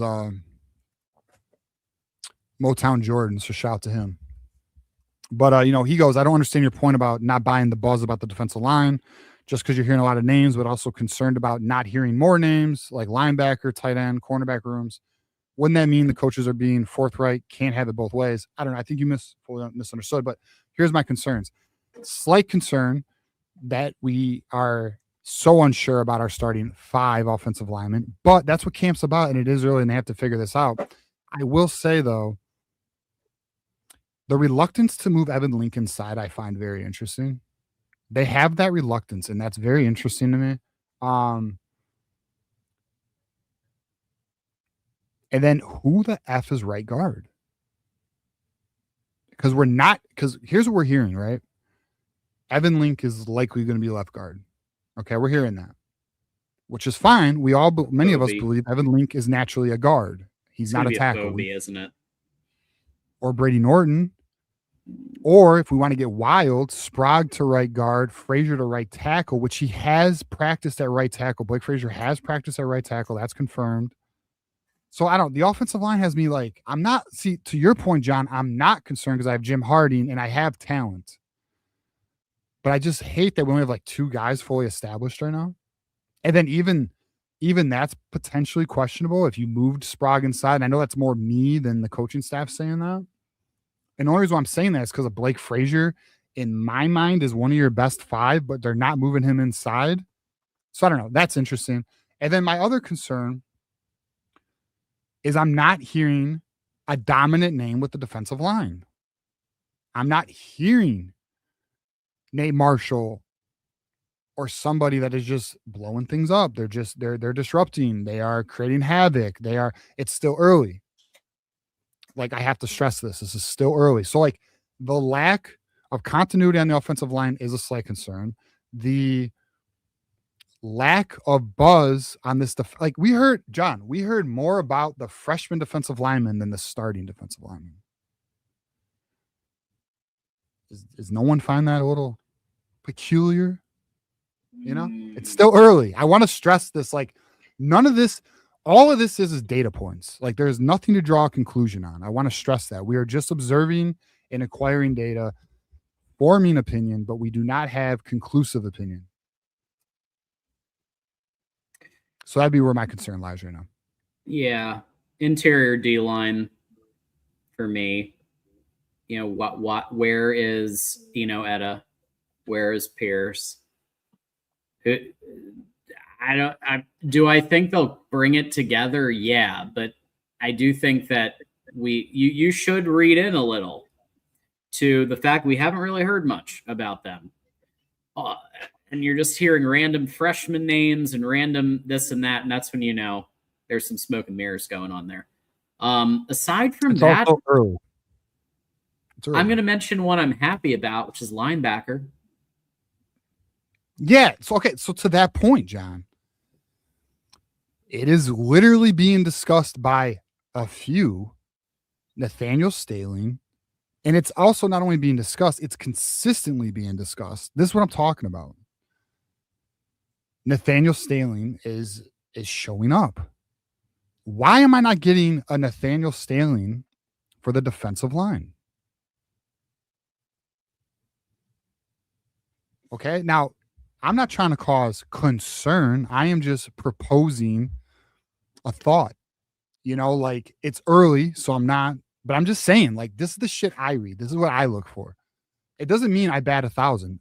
I don't. But I just think it's something to be mindful of. Absolutely. So I'd say those would be a few. It's very difficult to dive too much into that when they're kind of playing this game. Well, and it's early. And it is early.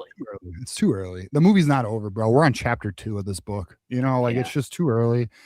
I don't even know who the villain is yet. You feel me? It's just too early to know how this is going to go. So we got to just play it out 1 week at a time right now. Yeah, for sure. So we kind of did this. We kind of combined 2 topics a little. But do we want to just run through real quick our lineup here? So let's go position. All right. So let's do quarterback. Yeah, start at quarterback, John, and let's see if we're on the same page. Me and John have not collaborated on this. Bryce I have Underwood. no idea what he's going to say. He might say Tommy Carr. Hey, Intrinsic would be all over that shit. We'd have another clip on Twitter for a year if I said Tommy Carr. Yeah. All right. So who's our starting quarterback, John? I think it's going to be Bryce the whole season. It is the Joker. The Joker is back, baby. Let's fucking go, Bryce Underwood. All right, running backs. I think it's fair to name 2 here, but if you want to name a starter, go ahead. Jordan Marshall starter, and Hyder a very close backup. That's right. It's a 1A, 1B. Okay, let's go. Want to go wide receiver and then O-line, or want to go O-line and wide receiver? We could go wide receiver. I mean, we know. I think it's almost a lock. Marsh and Buchanan are a lock at this point. Who's our slot? So the question is, who's number 3? Who's the could slot? Be slot unless they move Marsh to slot.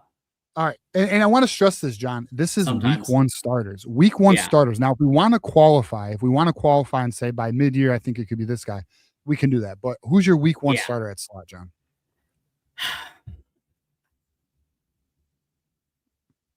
I think if they go Travis Johnson, they may move Marsh, at least have Marsh in slot some of the time. They could. I don't. It's so interesting. I'll be honest. This is tough because there's a part of me that's like, they might go with Jamie French just because he's older, and just because it's a neck and neck race right now. I want to say Travis Johnson. Like, that's what I really am thinking. but I'm thinking that might be a mid-season transition. It might be Celeste Moa because he is the natural slot player here. But he's even younger. You're going to go. Travis Johnson, Celeste Moa are both freshmen. What do you mean? I know, but you were saying it. They might, or maybe somebody in right, chat was saying it might go French because it's if it's French, it's because he is the older player. Got it. Yeah. So that'd be week 1. You want to go with the veteran here, see what he can do, make a freshman earn it, which I actually believe in that philosophy, especially against a Western Michigan. But at the same time, you need your best players on the field, John. I wish Andrew Marsh had been starting game 1 last year. Well, to the point. Well, to that point, that's exactly though. That's why he wasn't. If somebody's good enough, if Travis Johnson's good enough or Celeste Mo is good enough, get him out. Get him out there. Yeah. So, all right, I am going to go with Celeste Mo, but I think Travis Johnson might take You're that. You're switching it up. I think you went Travis last week. I know. But I'm gonna go Travis. It's tough. I'm gonna go Travis, but it is very tough. It's 50-50, I think it will end up Buchanan, Travis Johnson, Andrew Marsh. I'm just hesitant because I don't know if the coaching staff is going to just start with that. The other thing is that a waste of Marsh to be in the slot? Because you can, of course, scheme that a bunch of different ways, and you can run scissors concepts, you can run verts, you can run all these different things. Yeah. I don't know. I think Marsh has an outside ability that I don't know if we want to give up. Yeah, but Travis Johnson's probably more naturally suited for the outside, even in a zero. But listen. The slot designation is slightly overrated. Like it's all interchangeable. I want to stress some play. Larry Fitzgerald was a slot demon. Calvin Johnson, your typical X, played slot. Like you can interchange as long as Amon-Ra St. Brown plays outside, inside. You can do this. It just takes unique players. I think Michigan has that. I think Michigan. Oh, now chill out. I'm not saying Michigan has Calvin Johnson or Larry Fitzgerald. I am saying Michigan has players in Andrew Marsh, in Travis Johnson, and Buchanan. We know this. They can play inside. They can play outside. They can interchange it, which can make it a lot harder on the defense to project what is being ran because you are putting players in different positions. Not only that, John, I don't know, but I hope they use it to their advantage to get mismatches. For example, putting J.J. Buchanan in the slot for a play or a few, matching up on a linebacker should be a automatic catch. I mean, that linebacker is not jumping with J.J. Buchanan. He is probably not going stride for J.J. Buchanan, right? So there's going to be some chess in that regard. So I don't want people to be fixated on, well, he's a slot and he's an outside guy. I think there's some interchangeability here, and I don't think. But I'll just say this: I think I'm going to go with Celeste Moa because I think that's the natural slot fit. But I think it's going to end up Marsh, Buchanan, Travis Johnson, and I think they're going to move them all over. Yeah, they will. Jason Beck is extremely creative. And I want to stress this does not mean I'm down on Jamie French. I actually believe in Jamie French. I like Jamie French. I think Jamie French is actually similar to Andrew Marsh in a lot of ways. But we have a good room. This is a situation where it is a good room. So let's go. Want to go O-line now? Yeah. All right, who's your left tackle? Babalola. I also have Babalola, although it very well could be Blake Frazier left tackle. I want to put that out there. It could be Blake Frazier left tackle, and they use Babalola either internally or as a Rhino. But I also have Babalola because I think it will be. This is one of those things where it will be his spot. It's just when. Okay. Who's our left guard? Evan Link. Center. Easy. That's a lock for Gurnera. Lock it in. Bet the house, boys. Put the mortgage on. Let the wife know. Unless there's an injury. Don't put your mortgage. Never mind. In case there's an injury. Actually, I shouldn't have said that. No one say the I word. Brady, or who's your next player? This is one I think we're going to have different answers. I think they're going to go with Phoebe. I got Brady Norton. Yep, I figured. I think Afobe is. I think more of the insiders. Isaiah, they're picking Afobe. I think there's a reason for it. Okay. I know that Norton's getting more of the. Apparently, Norton's been getting more of the starting reps. But well, I know they're putting him at left and right. I know they're putting him at left and right, and he's in rotation in the battle right now. Yeah. And then right tackle, Andrew Sprague. We're all on the same page. Yep. Starting tight end. Rhino. Or Rhino? Might as well. So Frazier or Babs, whoever doesn't win left tackle. Yeah. Yep. But I want to say I think it could evolve to Malachi Lee as the season goes on. I agree. He could be a big fucking problem, especially in 27. Yeah. I think he's too good to leave off the field. I think he will show that. He just unfortunately was not an early enrollee. Right. So that sucks. Tight end, Zach Marshall. We agree. Zach the Mac. Fullback. Oh, Jalen Hoffman. Yeah. Although Eli Owens is going to be interesting as well. Okay. Defense wins championships. Who's your starting edge? So John Henry Daly and Cam Brandt. All right. I am going to do John Henry Daly and Dominic Nichols, but I do respect the Cam Brandt position. I want it to be John Henry Daly and Nate Marshall. I want to stress that. I want it to be John Henry Daly and Nate Marshall. There's not the buzz yet. Right. And if Nichols beats Brandt, that's really good. That's a good thing because Brandt under Harbaugh would be a lock. It would be done. He's the senior. It would be done. I think Brandt is high floor guy. Like he's a high floor player. I need a little more impact at that position. All right, you're starting defensive tackles. So for right now, I think it's still going to be Pierce and Inoue. I don't think it's going to be Pierce and Inoue by game 11 or 12. Who do you think's going to contend? I think someone is going to get up there. I think it could be Jonah Leah, who came in from Utah. So I think he's going to get some snaps. And then you got some other people who I think are just part of the media buzz. I don't know if they're real. I think the one real one is Jonah Leah. I think there's some, yeah.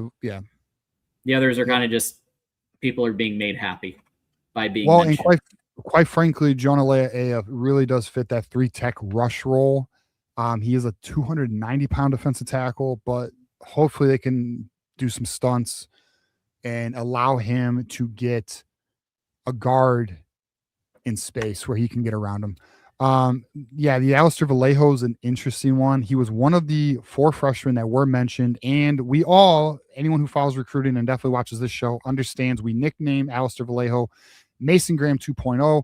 And although that is high praise, which it is, their high school film is identical. And they look very similar. You definitely, I remember you said everybody. I've even had rivals. I mean, like pretty much everyone's in agreement. They look alike. Now, whether they play alike at the college level, it's a high bar, John. I would call Vallejo a 2027 problem for the other team. Like, in other words, like I think he's going to be a starter in 2027. I think he needs a year. Potential, yeah. Potentially, yeah. Yes, Mason Graham did play his first year, Keegan. And he actually had pretty significant role. Yeah, and Vallejo if they see stuff in practice they like, they're going to use these players and concepts even if they're not named starter. We know that. We've seen that before. And we've seen that at Utah. So, if there's a player who's talented, they know how to use talent. In fact, they're like a kid in a candy store because they have so much talent compared to what they had at Utah. Which I want to bring this up. Dion here. Shout out to Dion. He goes, TJ, the coaching staff still evaluating what they have to play with. They've never had this type of talent before, which they've confirmed. They have said we've never had this much talent. So it's interesting. And one could say, is that bad? No, I mean, because here's why. They've competed against teams with this type of talent. They've done, and we all know this is the coaching staff who's done more with less. Every single one of these coaches have done more or less. Even Larry Black, who's at Vanderbilt, who had a top 15 run defense, and he's a top 15 defensive line coach. I mean, it's just this staff is strong, and that's why there's optimism. They're developers. Want to hit linebacker? Yeah. So this is brand new for this week. Nathaniel Staling, Chase Taylor, and then with the third Troy Bowles when they run a 4-3. Yeah, it's Nathaniel Staling. It is Chase Taylor for me. It is interesting. And Keegan, I want to let you know they both are 6'3", Alistair Vallejo and Mason Graham. Yeah, Chase Taylor, Nathaniel Staling has definitely earned his spot. I have a light flickering. Has earned his spot. He's earned it. He's earned it. I was a non-believer, John. I am converted. I actually believe the hype. I am buying this hype for Nathaniel Staling. It's just too much. There's too much. There's too much hype from sources that this is real. Yeah, they wouldn't. I don't think they would. I don't think the staff would hype. I don't think they would. I think there's legitimate traction. He's because of the fact that he's got, like, he obviously has he's had time, he's had experience, and that matters when you're coming into a situation like this. So I'm with Nathaniel and Chase Taylor, and Troy Bowles is the third.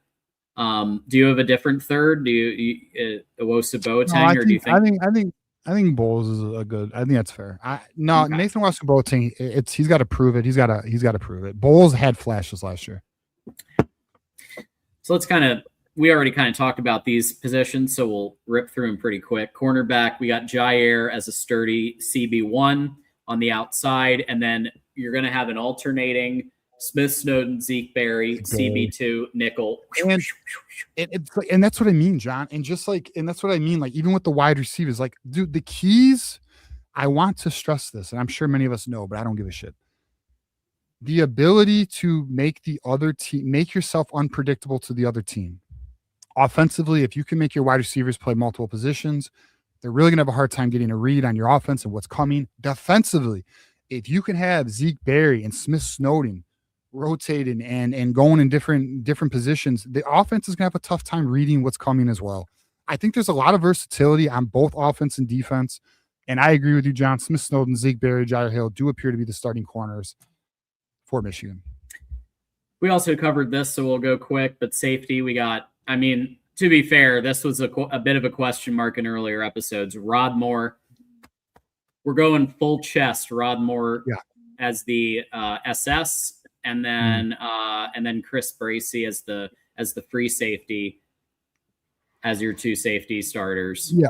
Yep. Chris Bracey, Rod Moore. I do think we need to watch for Mason Curtis. I think he's your third safety. I need to delete Taylor Tatum from my depth chart. That sucks. RIP. I agree. I agree with that position. I do have kicker and punter if we're ready for that. Yeah, let's go special teams. So kicker, who do you have for kicker?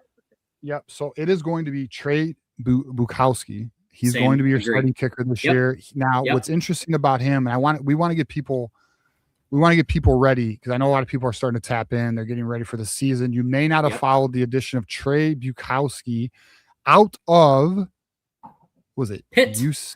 Pitt, that's what it was. I knew it was yellow. That's right. And our boy, the long snapper. He came in with our boy Nico Crawford, friend of the program. Nico Crawford is the long snapper who we did have on the show. Shout out to him. And he did tell us he was working on a teammate, and that teammate was Trey Bukowski. But I will say, to let you know about Trey Bukowski, from 20 to 29, he was 5 for 5. From 30 to 39, he was 9 for 9. And from 40 to 49, he was 6 for 9. He didn't kick anything from 1 to 19, which is interesting. But I will say, he didn't kick anything beyond 50, John. 50. And that's interesting. So he's a very accurate kicker under 50. I'm curious to see what his potential is beyond 50. Maybe he doesn't have it, or maybe I can't imagine he doesn't. I can't imagine Pitt.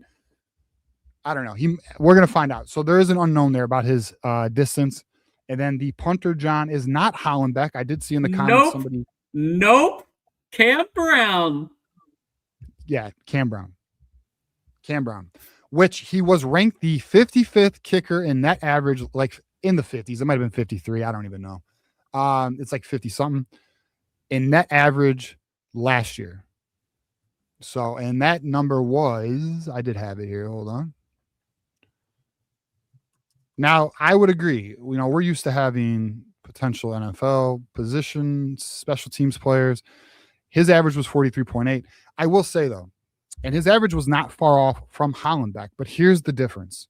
One is a consistent kicker, and the other one is a spotty kicker. And that's what Michigan was looking for, is a consistent punter, and that is what Cam Brown is supposed to be.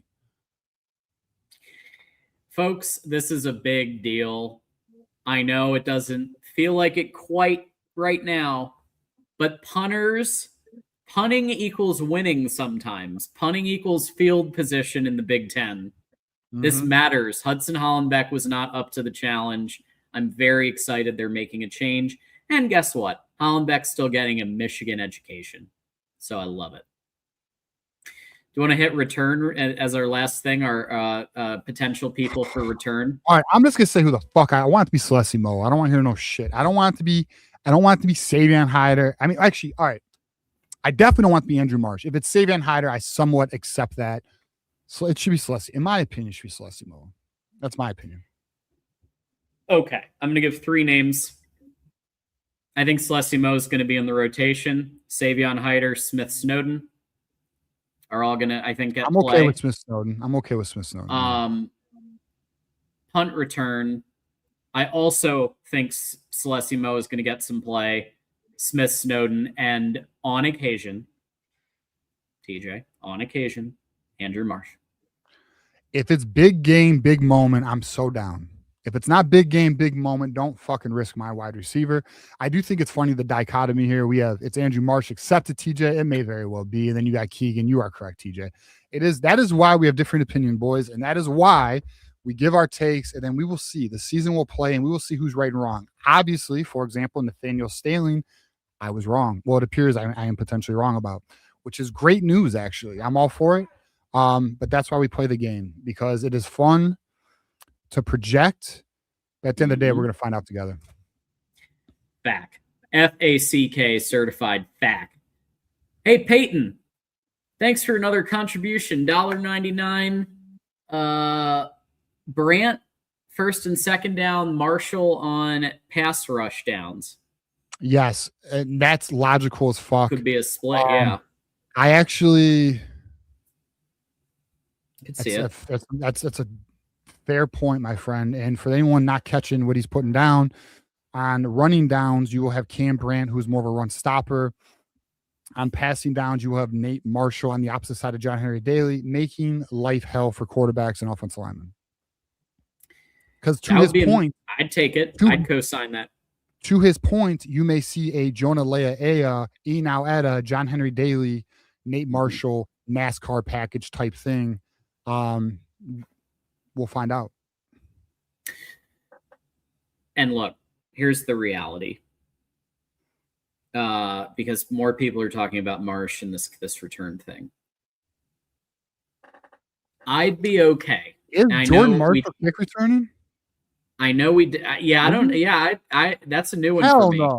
Hell no. That would be Hyder. I gotta find out now. I think it is at least possible that Marsh still has one of the two, and it would be punt returner. I would be happy if at least Marsh isn't doing both, because Marsh has to be a starting receiver too. Yeah, I just want so. Please at least take one of them away. I know he was like the only person any good at that position last year, because you had who's now no longer with the team, just stinking it up. James? Yeah, allegedly. So I know that, but now you don't just have one. You have a bunch of talent, speedy talent who can do this. So I would like to see Mo in the mix. I would like to see Savion Hyder in the mix, and not just Marsh. I agree with you there. I do think we're going to Yeah, see him a decent Well, chunk see, of time. I want to stress this too. If it is Marsh, I'm not going to throw a fit or anything. We are going to trust coach. I am going to trust the coach on that. I just think it should be like a different player, but whatever. Yeah, for sure. Just win, baby. Just win. I don't give a shit. There you go. We talked about the Raiders earlier. Al Davis. Just win. So Wolverine also, side note, if anybody wants to watch some Hard Knocks to get started for the season, go back and watch the Raiders Hard Knocks season. One of the most bonkers, amazingly just like all with John over Gruden? the place. Yeah, with John Gruden and AB. Knock if you're with me. Knock if you're with me. That's just knock if you're with me. And AB with this fucking with frozen feet. And there's a lot going on in that one. Yeah. I think Max Crosby's in that. Max Crosby. There were a lot of when he was not even Eastern Michigan's Derek own. Carr, of course. Yeah. Yeah, that was a wild season of Hard Knocks. I'm not gonna lie. I may be biased, but I thought the Lions Hard Knocks season was great. Well, sure.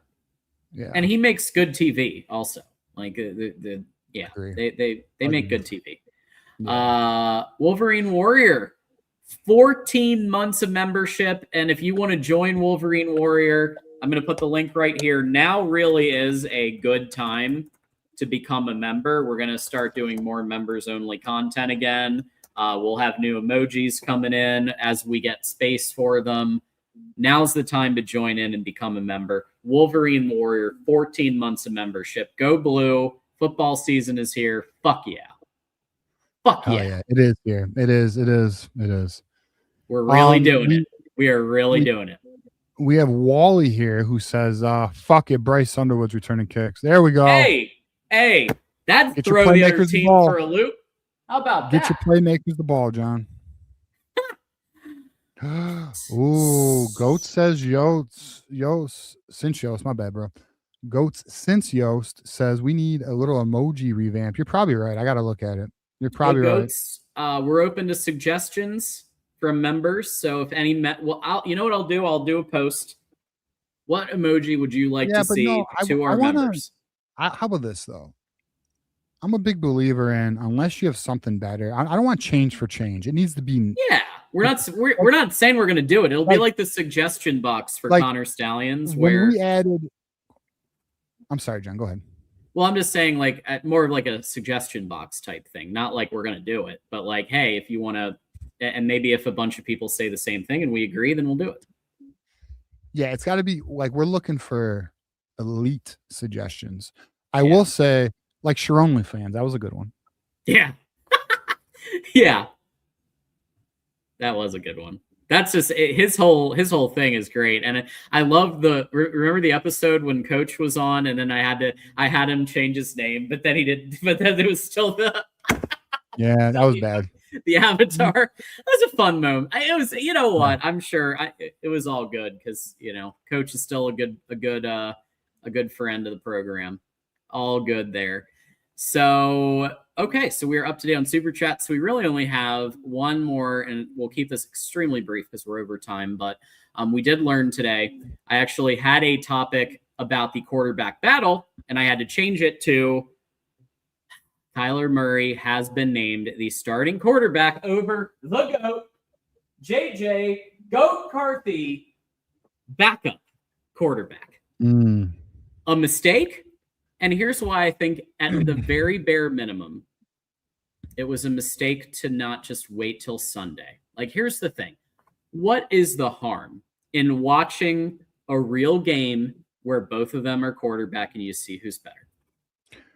Well, I'll just say this. It looks very premeditated. Okay. So, because what's interesting, so obviously being a Lion fan, I see the Vikings. I get the Vikings stuff sometimes on my news feed, and a lot of Vikings fans are saying, JJ's actually outperformed Kyler Murray in a few of these practices early in training camp to already, and the argument is, well, Kyler Murray's adjusting to the playbook, he's getting used to it, blah, blah, blah. But the early argument is like, what? So like to your point, John, I'm going to tell you right now, there's one of two things happening. because we are action people. We are not words people. We talk about this all the time. We are film people. We are not star people. We are after the tangible. But it's either they're going to give JJ another year of development, okay, and allow Kyler Murray to, as the veteran, get run, and then potentially how he performs, they will, slide JJ into the starting role. Or secondly, and this is a concern, and I don't have this answer, I'm just observing like everyone else, they are moving on. They are already in a position where they're like, you know what? We want to go a different direction right now. I think it's too early. Obviously, I don't know that. But the move is so interesting.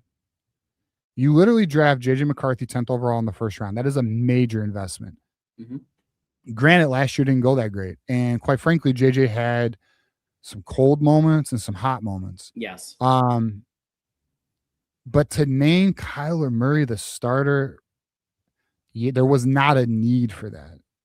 And quite frankly, now that I'm talking this out loud with you, that is dumb as fuck. Why would you not allow them to battle and let the best man, and fuck, even if you were going to go Kyler Murray anyways, announce it a week before the season, but allow them to go really toe for toe and just battle it out. And that competition does bring out the best in players, although some players can they can fall in those types of pressure situations. But end of the day, I find it odd, bro. I think it is a little weird. I'll be real with you. I would love JJ McCarthy as the Lions backup, but his contract just does not make that feasible. Like, I would love JJ to learn by Jared Goff. I would love that, dude. Well, and learn under Dan Campbell and shit. There might be a trade situation because it really just depends on how long this stretches out. I will say this. If I'm the coach and I'm in that situation, I wait till Sunday. If you're being pressured to name Kyler by his agent or whatever the situation is, maybe there's some behind the scenes dynamics we don't know. But no matter what, why not wait until you see how both of them do in a real game? Just one real game funny. Minimum. It's funny. Well, fuck it. I mean, what's funny though, I see some fans are like, no, I don't want him in Detroit. That's so interesting. I mean, not even as a developmental backup. Really? I guess you guys want Luke Altmaier. But although I understand it's based on the contract, it's just not realistic. But I don't know. It's interesting. We're gonna watch it. But here's the good news: we're gonna watch JJ in preseason. So we'll see how he does, man. I mean, at the end of the day, JJ determines his destiny. Yep. If he plays well, he'll always find a team. Ask Chad Henne. Yeah. Playoff winner. Super Bowl winner Chad Henne. Yes. And he won a playoff game when Mahomes went down. I love Chad Henne, man. That whole era was amazing for me. Chad Henne, Mike Hart. Yeah, man, that was good times. Yeah, you bring up that era, and now we've got, when you talk about like the 2000s, like that was probably the last time we had this level of receiving talent and this level of rushing talent all in the same team. Because usually it's one or the other, and usually it's rushing. It's not receiving. And now we've got two very, very good receivers, minimum. This decade, the rushing talent's actually been insane. Every back's gone to the league. Now, a Buckeye is going to argue, well, what have they done? Shut up. They were damn good college players, all right? And Corum would have won a Heisman if he didn't injure his fucking knee. And I'm going to say some shit that rubs a Buckeye the wrong way. Blake Corum's career is not that far off from Eddie George, your savior. So let's just keep that pushing. Now, and Eddie George had a great year one year, which makes his stats even better. Anyways, let's move on. I will say this decade we've had good running back talent, but in terms of wide receiving, John, I completely agree with you. We've not had this much talent in the room since the early 2000s. Early mid, before the 2010s. Yeah, absolutely. And then we've got Captain with a 10. T. Johnson, Moa, or Kudsdal for returner. Kuz. See, Kuzdal, one cut Kuzdal. I don't think that's the right, unless Kuzdal, which by the way, have heard not in fall camp, but before fall camp, that Kuzdal is actually taking steps and he's a little more developed in that area. But like, if anyone recalls, one cut Kuz, he could make one really good cut, but he just seemed to never have that ability to make the next cut. It was really interesting. He's a good player though. Happy to have him. But Moa. Yeah, Travis Johnson's running 22 miles an hour, by the way.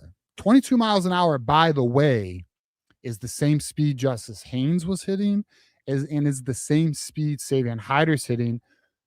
We'll also say Jahmyr Gibbs hits 22 miles an hour. Let me tell you the difference. The difference is acceleration. Some players can get to that speed quicker. Okay. Travis Johnson can hit 22 miles an hour, though, which is very interesting. The show. Let's hit. We got a couple more, or we got one more. Mr. James Bond Tube.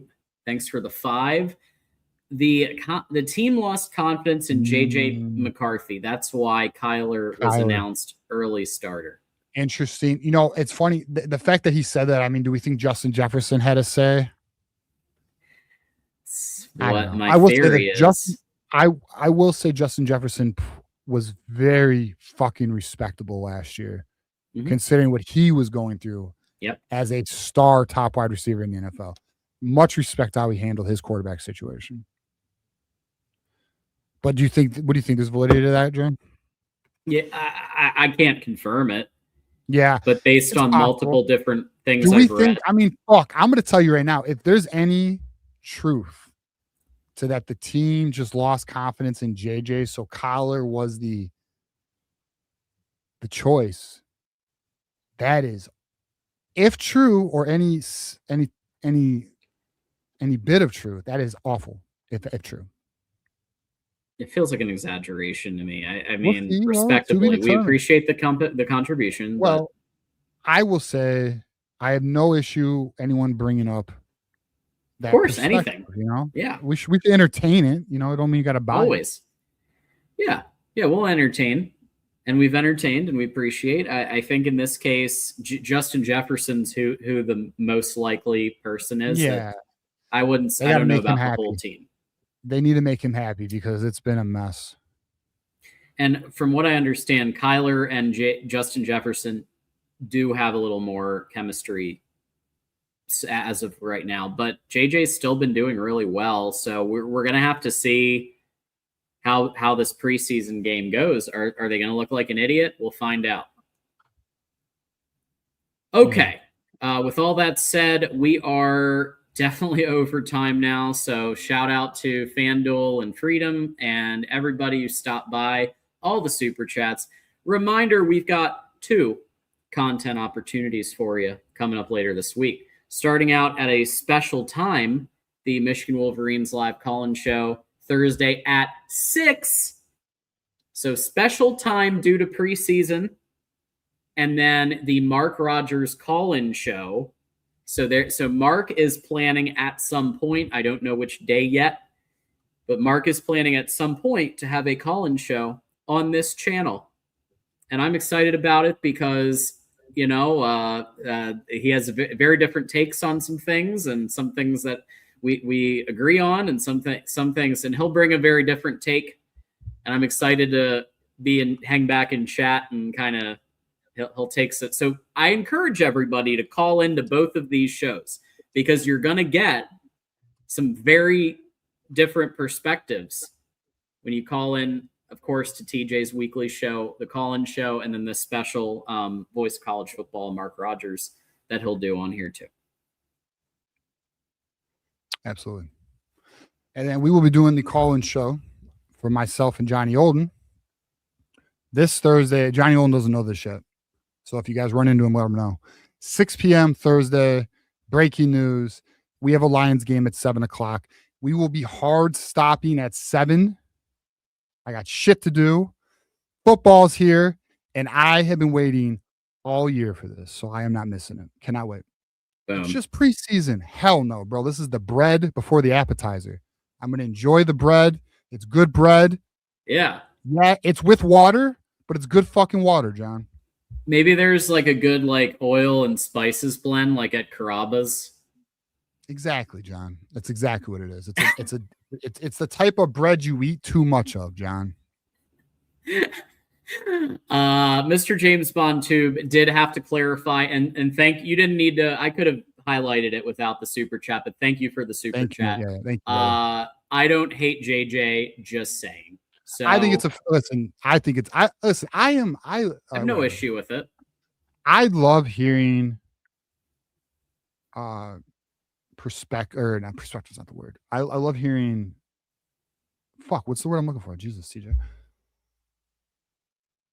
Positions on a topic that we may not contrary be contrary positions. Different positions on because you never know. Like I have not thought of that angle, and I actually the more I actually think there's some validity to it.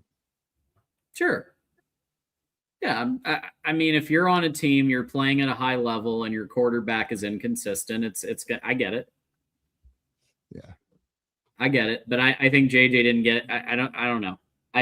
He's been injured a lot. You basically take his first year as a wash because of injury.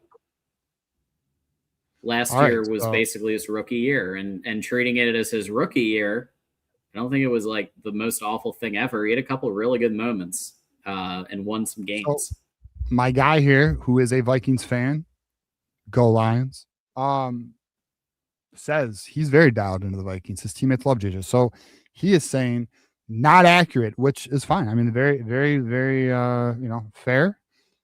All right, let me ask you this, although I know we're leaving, so we may not see a response. Do you not find it odd they just named Kyler Murray the starter this soon? Let us know. It's very soon. It's very soon. Anyways. Lions are winning. There you go. There you go. Catch us. So catch TJ at 6 Eastern Thursday, and then the Mark Rogers call-in show. And then we'll be back next Tuesday for another episode of Michigan Wolverines Live, presented by FanDuel and Freedom Services. Until next time, it's always go blue, and we'll see you soon. Any final thoughts, real quick? Yes. Yeah, we got. All right, peace. Fuck it. Blue Moon comes post game week 1, Ripstar. Let's go. And this Saturday, but you ain't going to see that. All right. And also, we got some Packers in the house. Go Lions. We'll see you this season. There you go. As always, we're going to end this stream with a thank you to our members. And if you want to join and become a member, you can find the link in a couple different places and go ahead and do that before the season. Until next time, go blue. Fuck Ohio. Always.